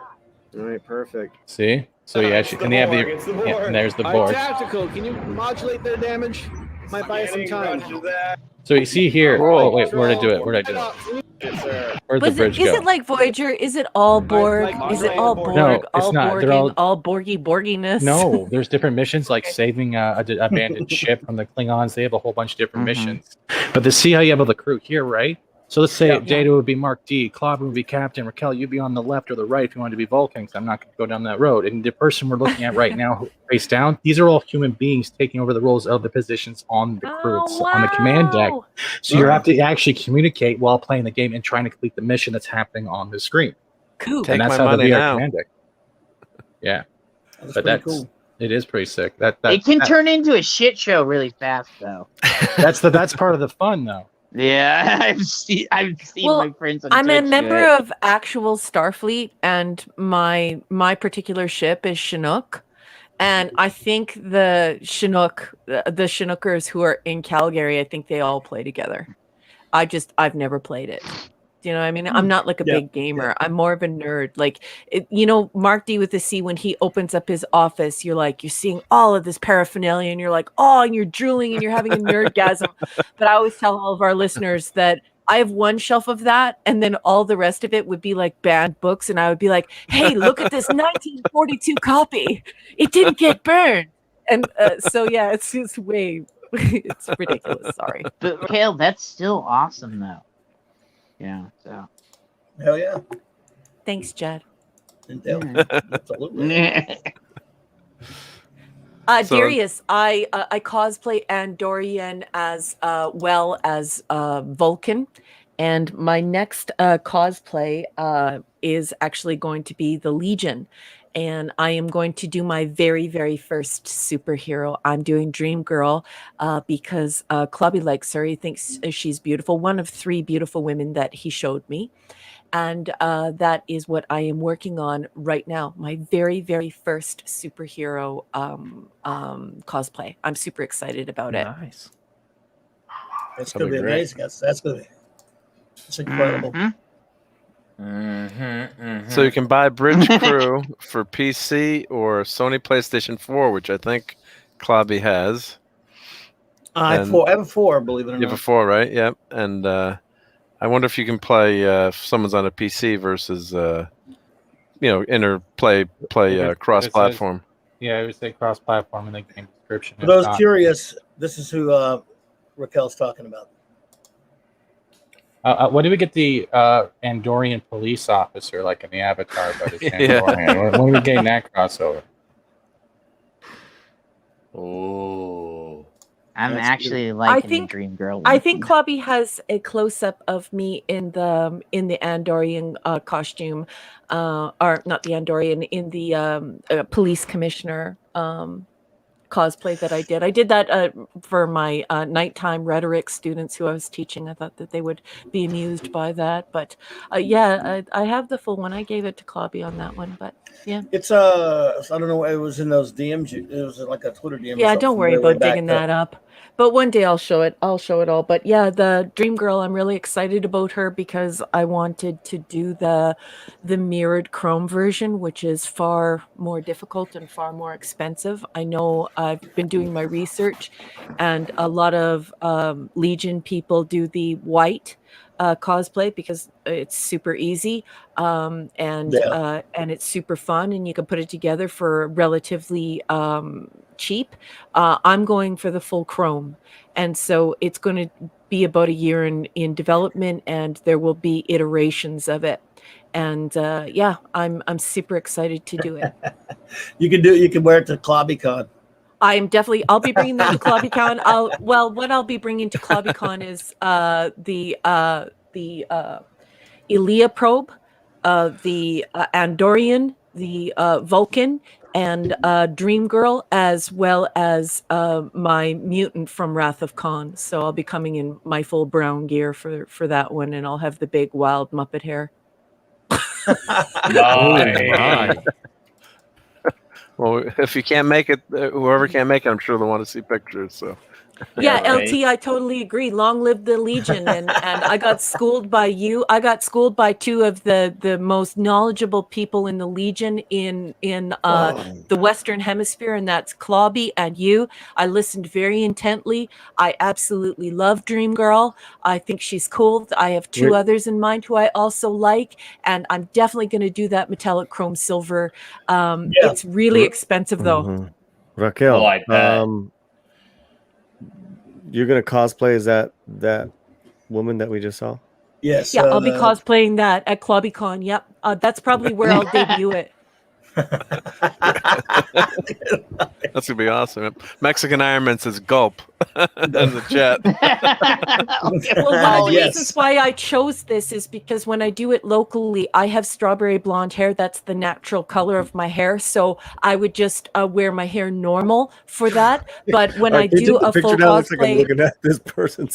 This picture. when I do CLOBBYCon, I'll be doing the silver wig, the waist length silver wig, because that is the way most of the cartoon renderings have it. Yeah, she has hair various lengths, but I'm going to go with the length that I have, which is waist length hair. So I'll be doing the silver wig. But when I'm just doing it here at our expo and stuff, I'm just going to do my regular hair, which is strawberry blonde, also waist length. Can I say that if there's any funds that need to be raised for the making of your costume. You have the backing of the Latino slant and Mexican Iron Man. And Did the Mexican entire Iron Man just Mexican give male population. $500? Correct. Oh yeah. I would love that for that to happen for ClobbyCon, for people to donate for CLOBBY and yeah, let's get him monetized. You know what I mean? That's it would be so wonderful if he could.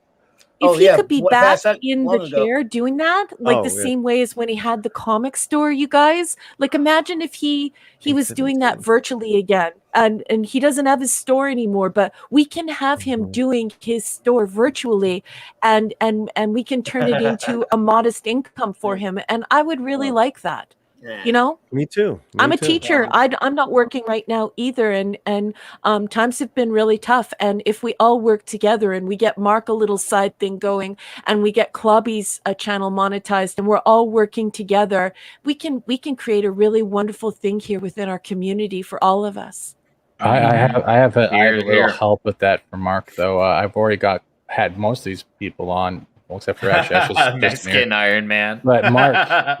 I can always book you as a guest for Lunch Table. We are looking for like the up and coming creators as well, man. And I think that'd be a good way to share your stuff, share your collection, share what you do with your 3D printer, and get you somewhere in a direction where people might start wanting to make demands for you. I appreciate that. Demands. Great. That's great. No, yeah. It's always fun to, it's a fun hobby. And then if you can, help afford, help to make a little extra, something on the side to purchase even more action figures, right? You already said it's fun though. So you're alredy there, man. So you do it for fun. Yeah. Yep. You can print me off some dignity, because I could really use them. Mexican Iron Man, I hereby a reverse ban on you for ClobbyCon, meaning your attendance is mandatory. You must be at ClobbyCon. That's an order. Yes, I'm a natural redhead. I'm strawberry blonde. I carry the MCR1 gene, and I am Irish. Actually, I found out recently through my genetics that I am indigenous or ethnic Irish. So yeah, red hair. Man, look at badass there. Oh yeah.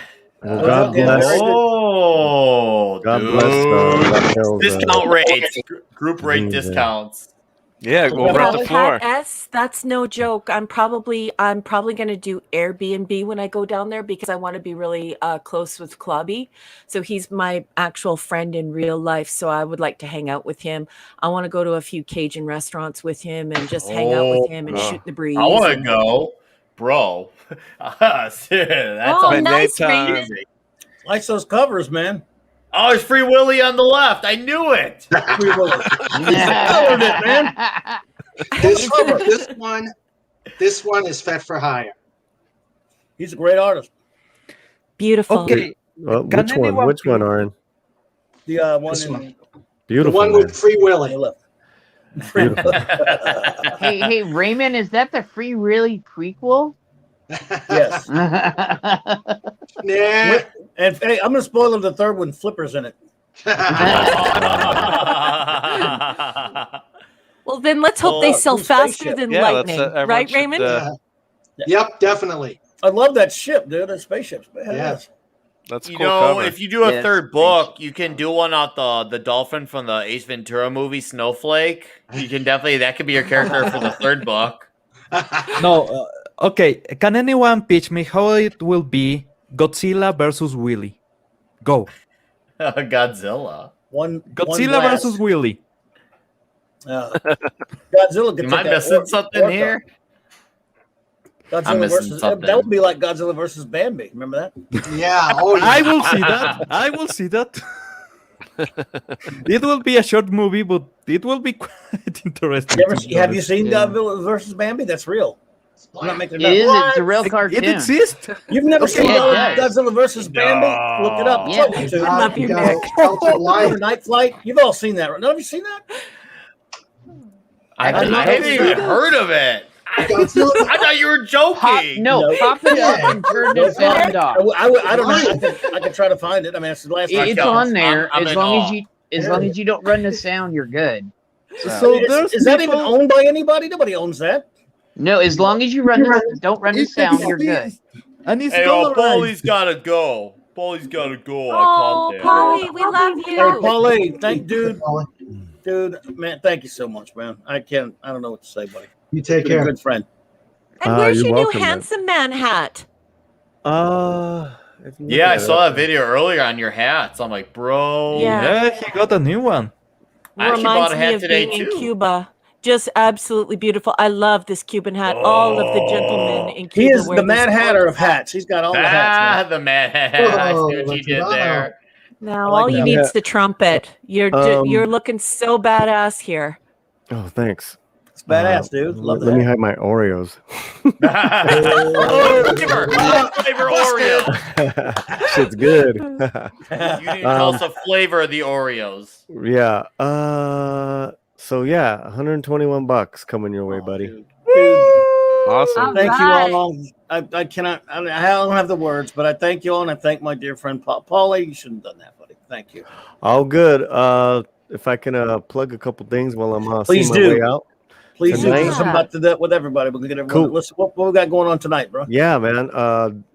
Deadwood doubleheader starting at 8 p.m. Pacific with Nick Weiser, Shellback, and a couple other friends. 2 back-to-back episodes. We're closing out season 1 of Deadwood with a doubleheader, so that'll be a lot of fun.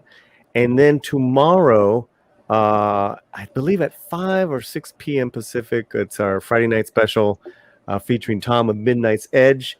And we're going over the New York Times interview they did with Lou Diamond Phillips and Luis Valdez on the anniversary of the movie La Bamba. It's a great stream we did. That's tomorrow. I make a reminder because I always forget that kind of stuff, and I will be there, bro. And always back your friends up no matter what. Peace. Yeah. Oh, Thank you, man, brother. Loyalty. Everyone, Later, great Paulie. Paulie. See you in a few hours. Bye, Polly. I'll put his link up there. Thank you, brother. Love you, man. Thank you so much. Nos vemos, jefecito. By the way, I found what he said. I found Bambi meets Godzilla. There it is. It's in the private chat. It exists. It's from 1969. Yeah, I could show it if I could figure out how to do it. I've never shown a video of him And before. I Anybody thought else? my mind was weird. After all these years of seeing shit, my mind Bambi was meets weird. Godzilla. Yeah. Just turn the sound off and you'll be fine. Let's see here. Let me see if I can find. I have to find it. I'm You not found- sure if the song is even copyrighted. Is the morning Oh, it song? won't matter. You know that? Forget it. I mean, it might not be. That's pretty funny. Well, in a sick way. What do you put? Just You click on share the link. stream? Yeah, share stream. Yeah. Like the plain old, like the way you do it in the other thing. Yeah. Yeah, you do. Let's see. Yeah, just Okay. just share screen. Oh, there we go. All right. Yep. And someone I did a rematch. Yeah, that was a rematch later. This is the best. This is the classic right here. Here. They killed Bambi. Who's ready for Bambi No. meets Godzilla? I'm scared. Yeah, right. I'm actually kind of like, oh no, it's gonna be like that scene in Tommy Boy where Chris Farley and David Spade like hit the deer and like we killed Bambi. This is a classic, and it's the funniest thing ever. It exists. Marv Newland. Pablo Oh, knows the no. stuff. Yep. Pablo, why? Why, Pablo? Why? All right, everybody. always The, room the, for the music Bambi. is always. It's just what's that old? I forgot the name of it. It's like wah wah wah wah wah wah. Little con. Most wah, Looney wah, Tunes wah, that we wah, use wah, every wah, morning. Yeah, yeah, yes. Oh no. Marv Newland is a genius. Bambi's wardrobe. We've all seen this. It's a wardrobe. Cool. Produced bro. by Marv Newland, and here you go, Marv Newland, produced by Mr. and Mrs. Newland. All right, everyone ready? Ah, Oh, poor No. Bambi. poor Bambi. Well, at least the flowers survived. No blood, no guts. Wait, Thank is that his goodness. eyeball? Is that his eyeball right in front of the toe? I don't think Oh, so. Steven! Hit him so hard his eyeball popped out. Oh, wait. I have an O for Banny. me, splat. There's a 3D animation. No. Someone took the time to do a 3D Oh, they did animation. 3D? No. You found it? You're kidding. No. No, I'm not Wow. kidding. Put that in the chat. I will. Is okay. I'll definitely take a look at that later. But never gets to the point where it's wow. Rowan Ginger Raven. Why? Hey there, Rowan. Good to see you. What in the hell are you talking? Is it? You're kidding me. No, the 3D animation. Even better. What happened? Raymond. What happened, Raymond? Feliciano. I put What did you do? He put Bambi jerky in a chat. What's that? Bambi jerky. Holy crap, there really is. Let's see here. All right. The special edition, folks, by George Lucas. Okay. He went back and redid it. Yeah. Holy. Come on. By the great Marv Newland. All right, folks. Oh, color. Ladies and gentlemen, Batman meets Godzilla, the special edition. Oh, God. It's going to be the gruesome. I have right? not seen this one. Oh, my God. Whoa. It's full It's color. really, it's the remake, Bambi. folks. It really is. Oh, man. Yeah, the sequel was not as good, This by the is way. not So we're not going going to to show end that. well. You know, it was funny. I don't know. It's probably better when it's just a ridiculous looking cartoon. Now this is like going to make everybody sad. No, right. This is going to be a part where they actually do get us in the feels this time. Yeah, you think I should just not show this? What do you think, Raquel? Oh. Actually, you can't see it. It already started now, so. Oh. Actually, Where did the flames come from? Oh. Yeah, Did right. Bambi I'm actually now spontaneously confused. combust? I don't know. That's weird. I don't get the flames. Your one made more sense, at least. I can't believe I'm saying that. Another remake that fails to stand up to the original. I like that in the credits, a person was named Morning Wood. You said wood. Okay, guys. Is there anyone that knows deep internet lore? Tip internet lore? No, deep Deep. internet lore. Oh, deep. Like- No, like, sir. how deep do you want to get? Oh, okay. Have anyone of you guys have seen Badger Mushroom? No. Well, Nope. That's No. old. Oh, I'm Hang on on a a second. horse. The Amazing Horse. Pablo, did you get this off the dark web? And if so, we're not Yeah, showing no. it. Okay, No, we're not showing it.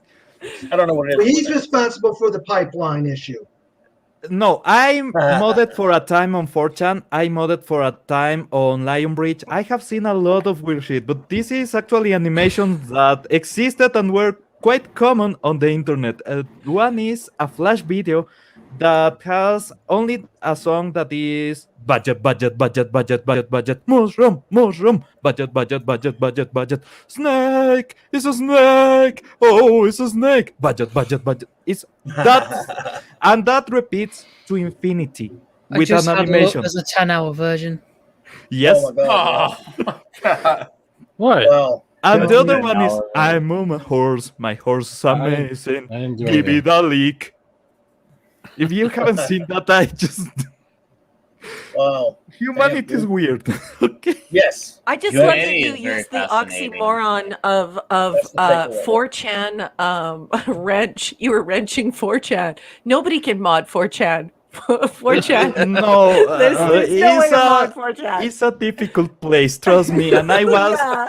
okay on the time where the mod was asleep, so you can post ponies. I was the mod. I allowed ponies because ponies had rights before all the other shit on the internet happened. And now Oh, bronies no. are weird. Well, I tell you what, we've gone almost 4 hours, so we're gonna. I wanted to do kind of a confab, but we'll do it later about what the next topic show we're gonna do is. We'll work that out, I guess, soon. Unless Do I have anyone has a something on quick my opinion on foot? that. Yeah, look at God's Fat Steven works fast. Wow, that's nice artwork. Nice. We can do Bambi versus Godzilla, the Next- third next, what is edition, that? right?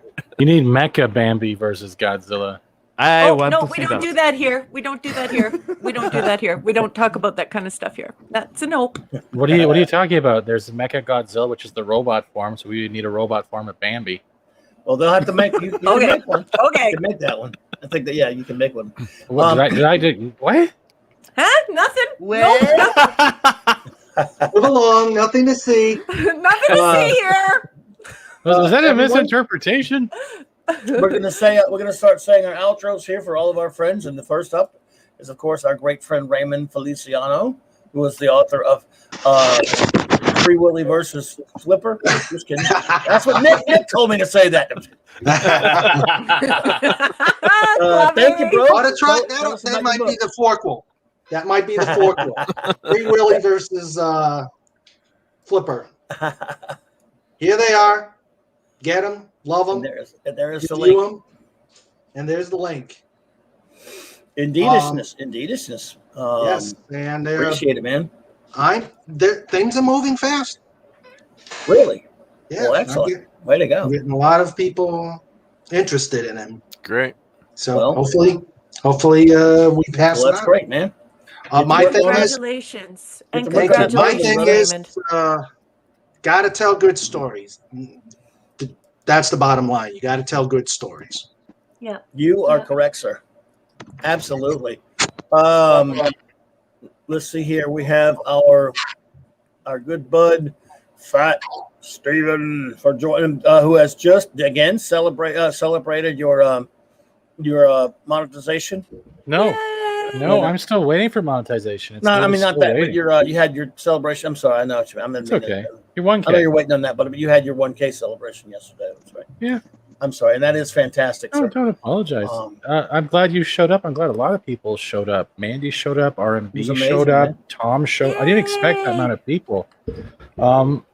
To those that couldn't make it or I couldn't get through, I have a lot of people on Twitter. I couldn't message everyone because you don't. I'm No, sorry. I got Next you. time, You I'm tried. trying getting the next people on the monetization, but it was one of those days that Clobberin, I hope you get, because you'll realize you should ask for more fucking money. I'm good. Well, Steven. I just appreciate all these fantastic friends I've made, man. That's the I'll- big thing. Thank you, sir. And if you would like to invest in more of this lovely deer jerky, you can find me on Twitter and you. Stephen. Yikes. If that's not a crunch, it ain't Bambi jerky. Oh man. I trademarked that. You owe me a nickel. So I can't hear you. What was that? Oh boy. Oh shit. Let's see here. My good buddy, 32 Flavors of Nick Weiser, bro. Let's tell us about your channel and what you got coming up, my good friend.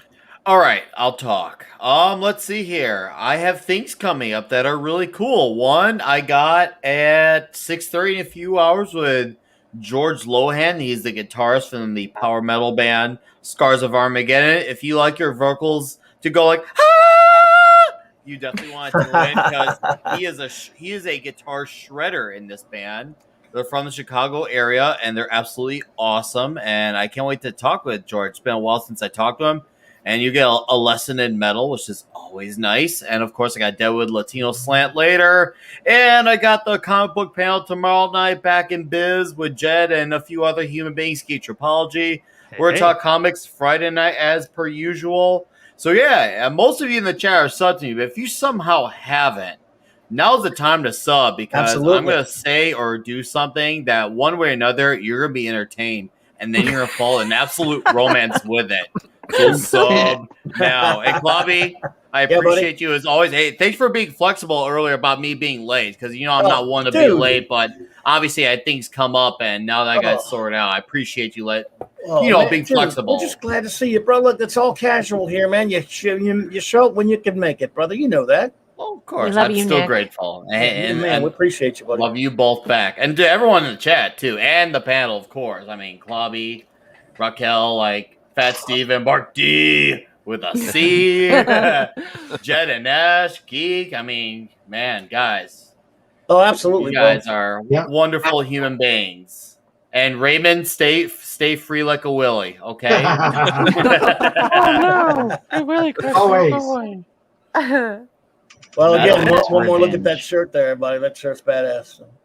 Serial shirts. I've never even seen one before. Oh, it's great. I love it, man. That is cool. And get the Monster Appreciate you, Mash, man. Nick. Nick, will you Oh, I please do will. a review? Oh, do a yeah. As review soon as I for get me. Yeah, you hold gotta of it, review I that. will. There will be a Okay. video for it. Thank you. You mark my words. Indeedishness. Well, excellent, sir. Pablo, Geek Tropology, what's up, brother? We've got your link to the channel up there, everyone.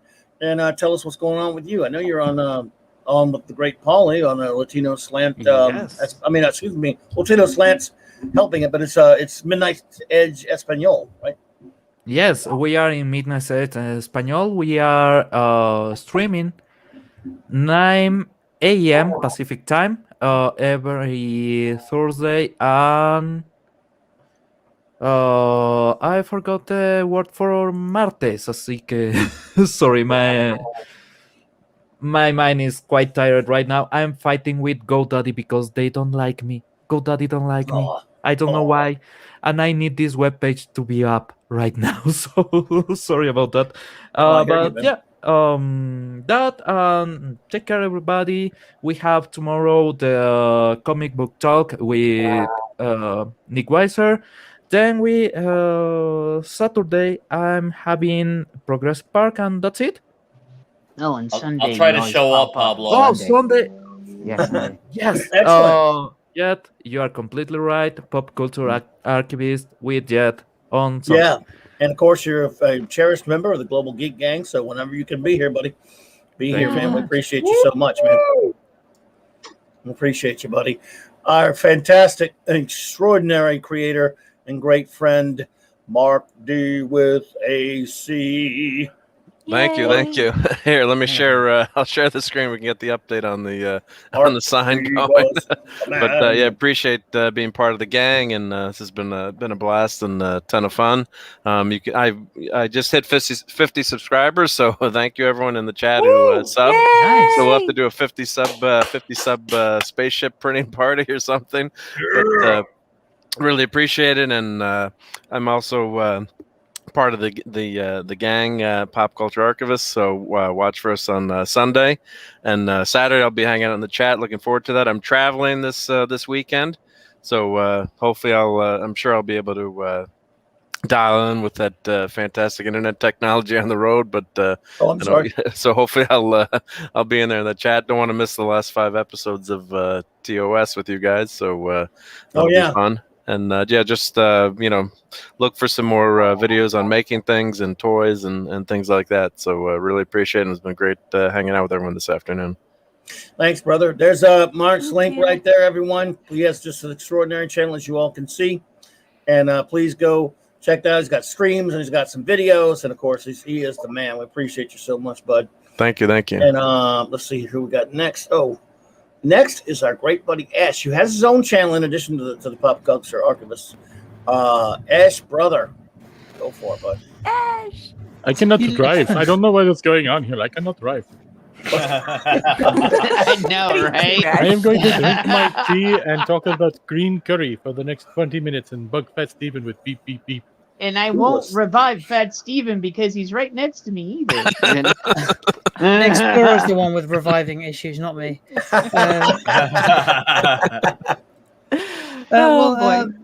Thanks for having me on, as always. I mean, I don't talk much. I'm usually very quiet, but I still enjoy being here nonetheless.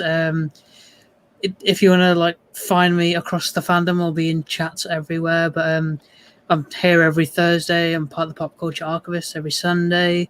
I'll be on T-Shirted Historian's channel on Saturday night. And I'm on Fat Steven's channel being shouted at on Fortnite every most days. Yeah.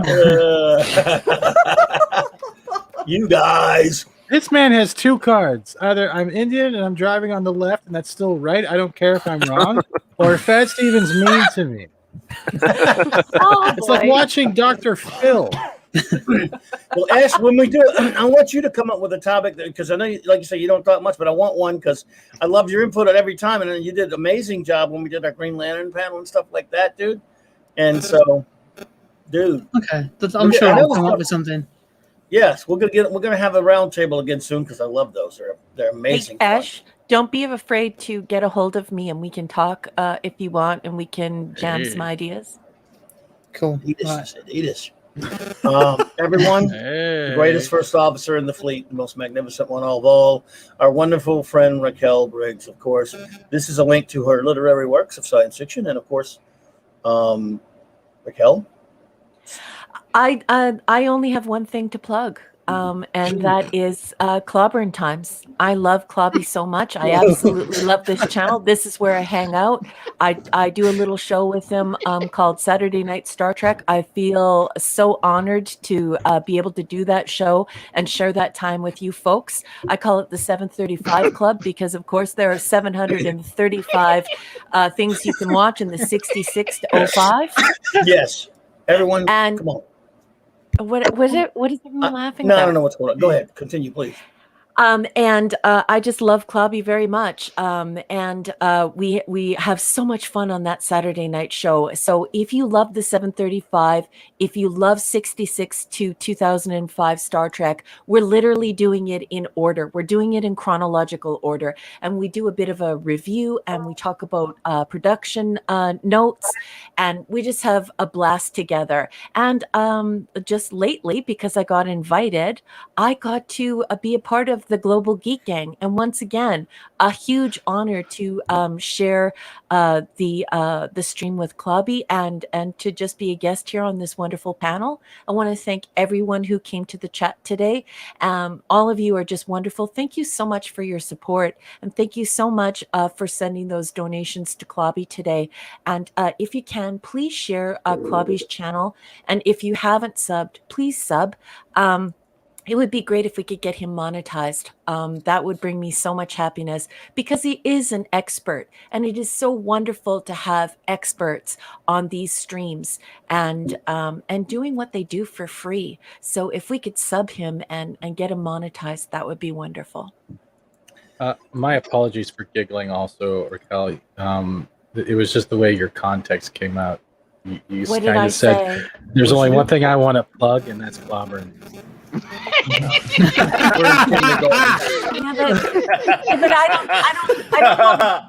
I don't know how you guys drew that correlation or started laughing because I don't. We're all DJs. You must be okay? perverts because I don't know if you've seen my photograph, but I actually don't have the plumbing to do any plugging myself. That's the reason why there is. That's why it's funny. There is. Listen, guys. This is an inbox only, and the fact that you all laughed at that tells me you've been watching some seriously sick and disturbing porn online. You guys. Wait, I got a rebuttal. I got a rebuttal. And yes. Damn porn watchers, you. Raquel fit right in with us. Mark, how good are you with that 3D printer? No, just kidding. My partner, my buddy. All right, the great Jed. Hey, brother. Hey, brother. I'm glad that we could all do that for you today. Well, you shouldn't have. Thank you. I'm saying that, but I'm sorry.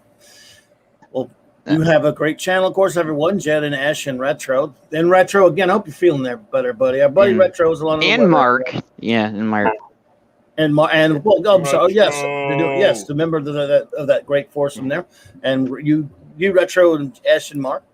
Yeah. So go ahead for it. Good. Then you and Raquel are basically, that too, and Pablo too. So. Of course. So, yeah, we don't know what we're gonna do Sunday yet, so we'll figure it out, son. Dude, just figure it out, man. I did it impulsively on Tuesday night, and I literally let the chat decide, and we ended up talking about food for almost 3 hours. It was great. Oh wait, was I there when we were talking about food? You were not. You should have been. You can make it right in the future. No plug. No, be a plugger. Yeah. Oh, yeah. But yeah, I'm on here on Thursdays. I'm on Father Christopher's Friday, but I may have to skip that to go to Purple's tomorrow. So, and then afterwards, I'm on with Nick, and then after Nick's, we go over to Foul Balls. So, you know, Purple's then, on very early, or much yeah. earlier, so you're good. Yeah. So. Yeah. So yeah. So and then that's on. Yeah, that's tomorrow, and then Saturday, T-shirt wants me. I usually pop over in T-shirts too. So sometimes, and then yeah, I usually go to random streams and pop on random streams on Saturday. It's kind of open, and then on Sunday we have ours. So that's it. And all right, brother. Thank you guys for all coming here and supporting Mike, because it means a lot. So thank you guys. Thank you, everyone. Sure. And all right, everybody. Well, I'll tell you what. I just had a blast, an unbelievable time, and I again don't know what to say. The great Paulie with Latino Slant, of course. Please go to his channel and support it. And if you have not already, please go over there. Paulie, I love you, buddy. I think you're just trying to embarrass me. I know that. He succeeded. Love you, man. Yeah, it worked. He did. That's easy. That's and now you all know how to embarrass me. But I want to thank everyone from the bottom of my heart. I don't know what I cannot find the words. So all I will do is just thank you, and always thank you. That's what I'll just keep doing that, because those, I guess, are the only words that really, I guess, that apply. And on a show note, I still don't know what we're gonna do. What I'm gonna do Monday night for comics, but I'll Mark C Comics Talk, but I'll think of something. But I do know what's going on Saturday night besides the laughing. You could just plug comics. Oh. There you go. Saturday night. Yep. This is it. The final 5, folks. It is final 5 of Star Trek: The Original Series, in our ongoing mission to review all of real Star Trek, as my wonderful first officer Raquel calls it, the 735. Star Trek 1966 to 2005, the only real Trek that there is, and this is it for the third and final season of the original series. Yeah. And after that, we'll move on to the animated series, and we've been having a blast doing this. If any of you are Star Trek fans, if you have not yet joined us on Saturday Night Star Trek, please drop by one day if you're a Trek fan. That chat they just make it so much fun for us, and we have a lot of fun talking together. We have fun together anyway, and having the chat just makes it just amazing. So we review it, we get you guys to rate it, we get your opinions on the episodes, and it's just a blast. And so 5 more. And if anybody has any suggestions for Monday night, if something is happening in comics that you want to understand, or maybe there's a type of comic that you would like to buy, or you'd like to know more about a specific IP, please don't be shy to message Clobby on Twitter. He loves it when he can get a whole bunch of experts together to talk about things. Like when we had, basically, it wasn't even a show, it was like a seminar on the Legion, and Ash did a great show with him on and we saw all sides and the entire dynamic IP of the Green Lantern. So if you're sitting at home and you're saying to yourself, there's this huge knowledge base, there are all of these experts that are involved with Clobby, and Clobby himself, obviously he's the central force. If you have one of those ideas, don't be afraid to bring that forward. Get a hold of him on Twitter, or please leave a comment on one of the videos, and he will definitely respond to that. And you know what? One of your ideas might become a show. Indeed, because we really have a lot of fun with our roundtables, and like I said, we've done Green Lantern Part 1 and 2. We've done the Legion of Superheroes. I know some of them this is the 60th anniversary of the Fantastic Four, so that's coming soon. Oh, I can't wait. I'm going to celebrate the wonderful, beloved Fantastic Four. And of course, we're going to do a Doctor Who panel that we're going to talk about, because so much bad has happened to Doctor Who. We're going to talk about the Doctor Who that we love. And other ones down the road, eventually The Prisoner, Blake 7, all kind of stuff. So. I have a question. When are you going to do your ROM panel? ROM panel. If I can find 2 people who want to talk about ROM, it'll be a panel. All it needs 2. Yeah. I love ROM. Did you read ROM, Steven? Is what you're saying? I did not know that. No, but I'm willing to get into it. But I know you love it, so I'm surprised you haven't I really tapped did at like sharing how much you love for it and sell it off the way other people sell off their love for stuff. Well, it's been decades since I've read the comic, I must admit, but I loved it in the early '80s and stuff. So, yeah, it would require some deep dive back into the research there. But I did love ROM, so yeah. Cool. ROM is really good. Yeah, love ROM. I listen. No, I listen, man. I appreciate you. Well, and I know you do. Steven listens? Go drop dead. Inconceivable. Right, Jen? heard Right, that? Jen? You heard that? Yeah. All right, everyone. Thank you so much. I'm going to play us out with, again, big tribute to the great Stone Loki for this intro, outro. Everyone have a great, great rest of the week. Bye.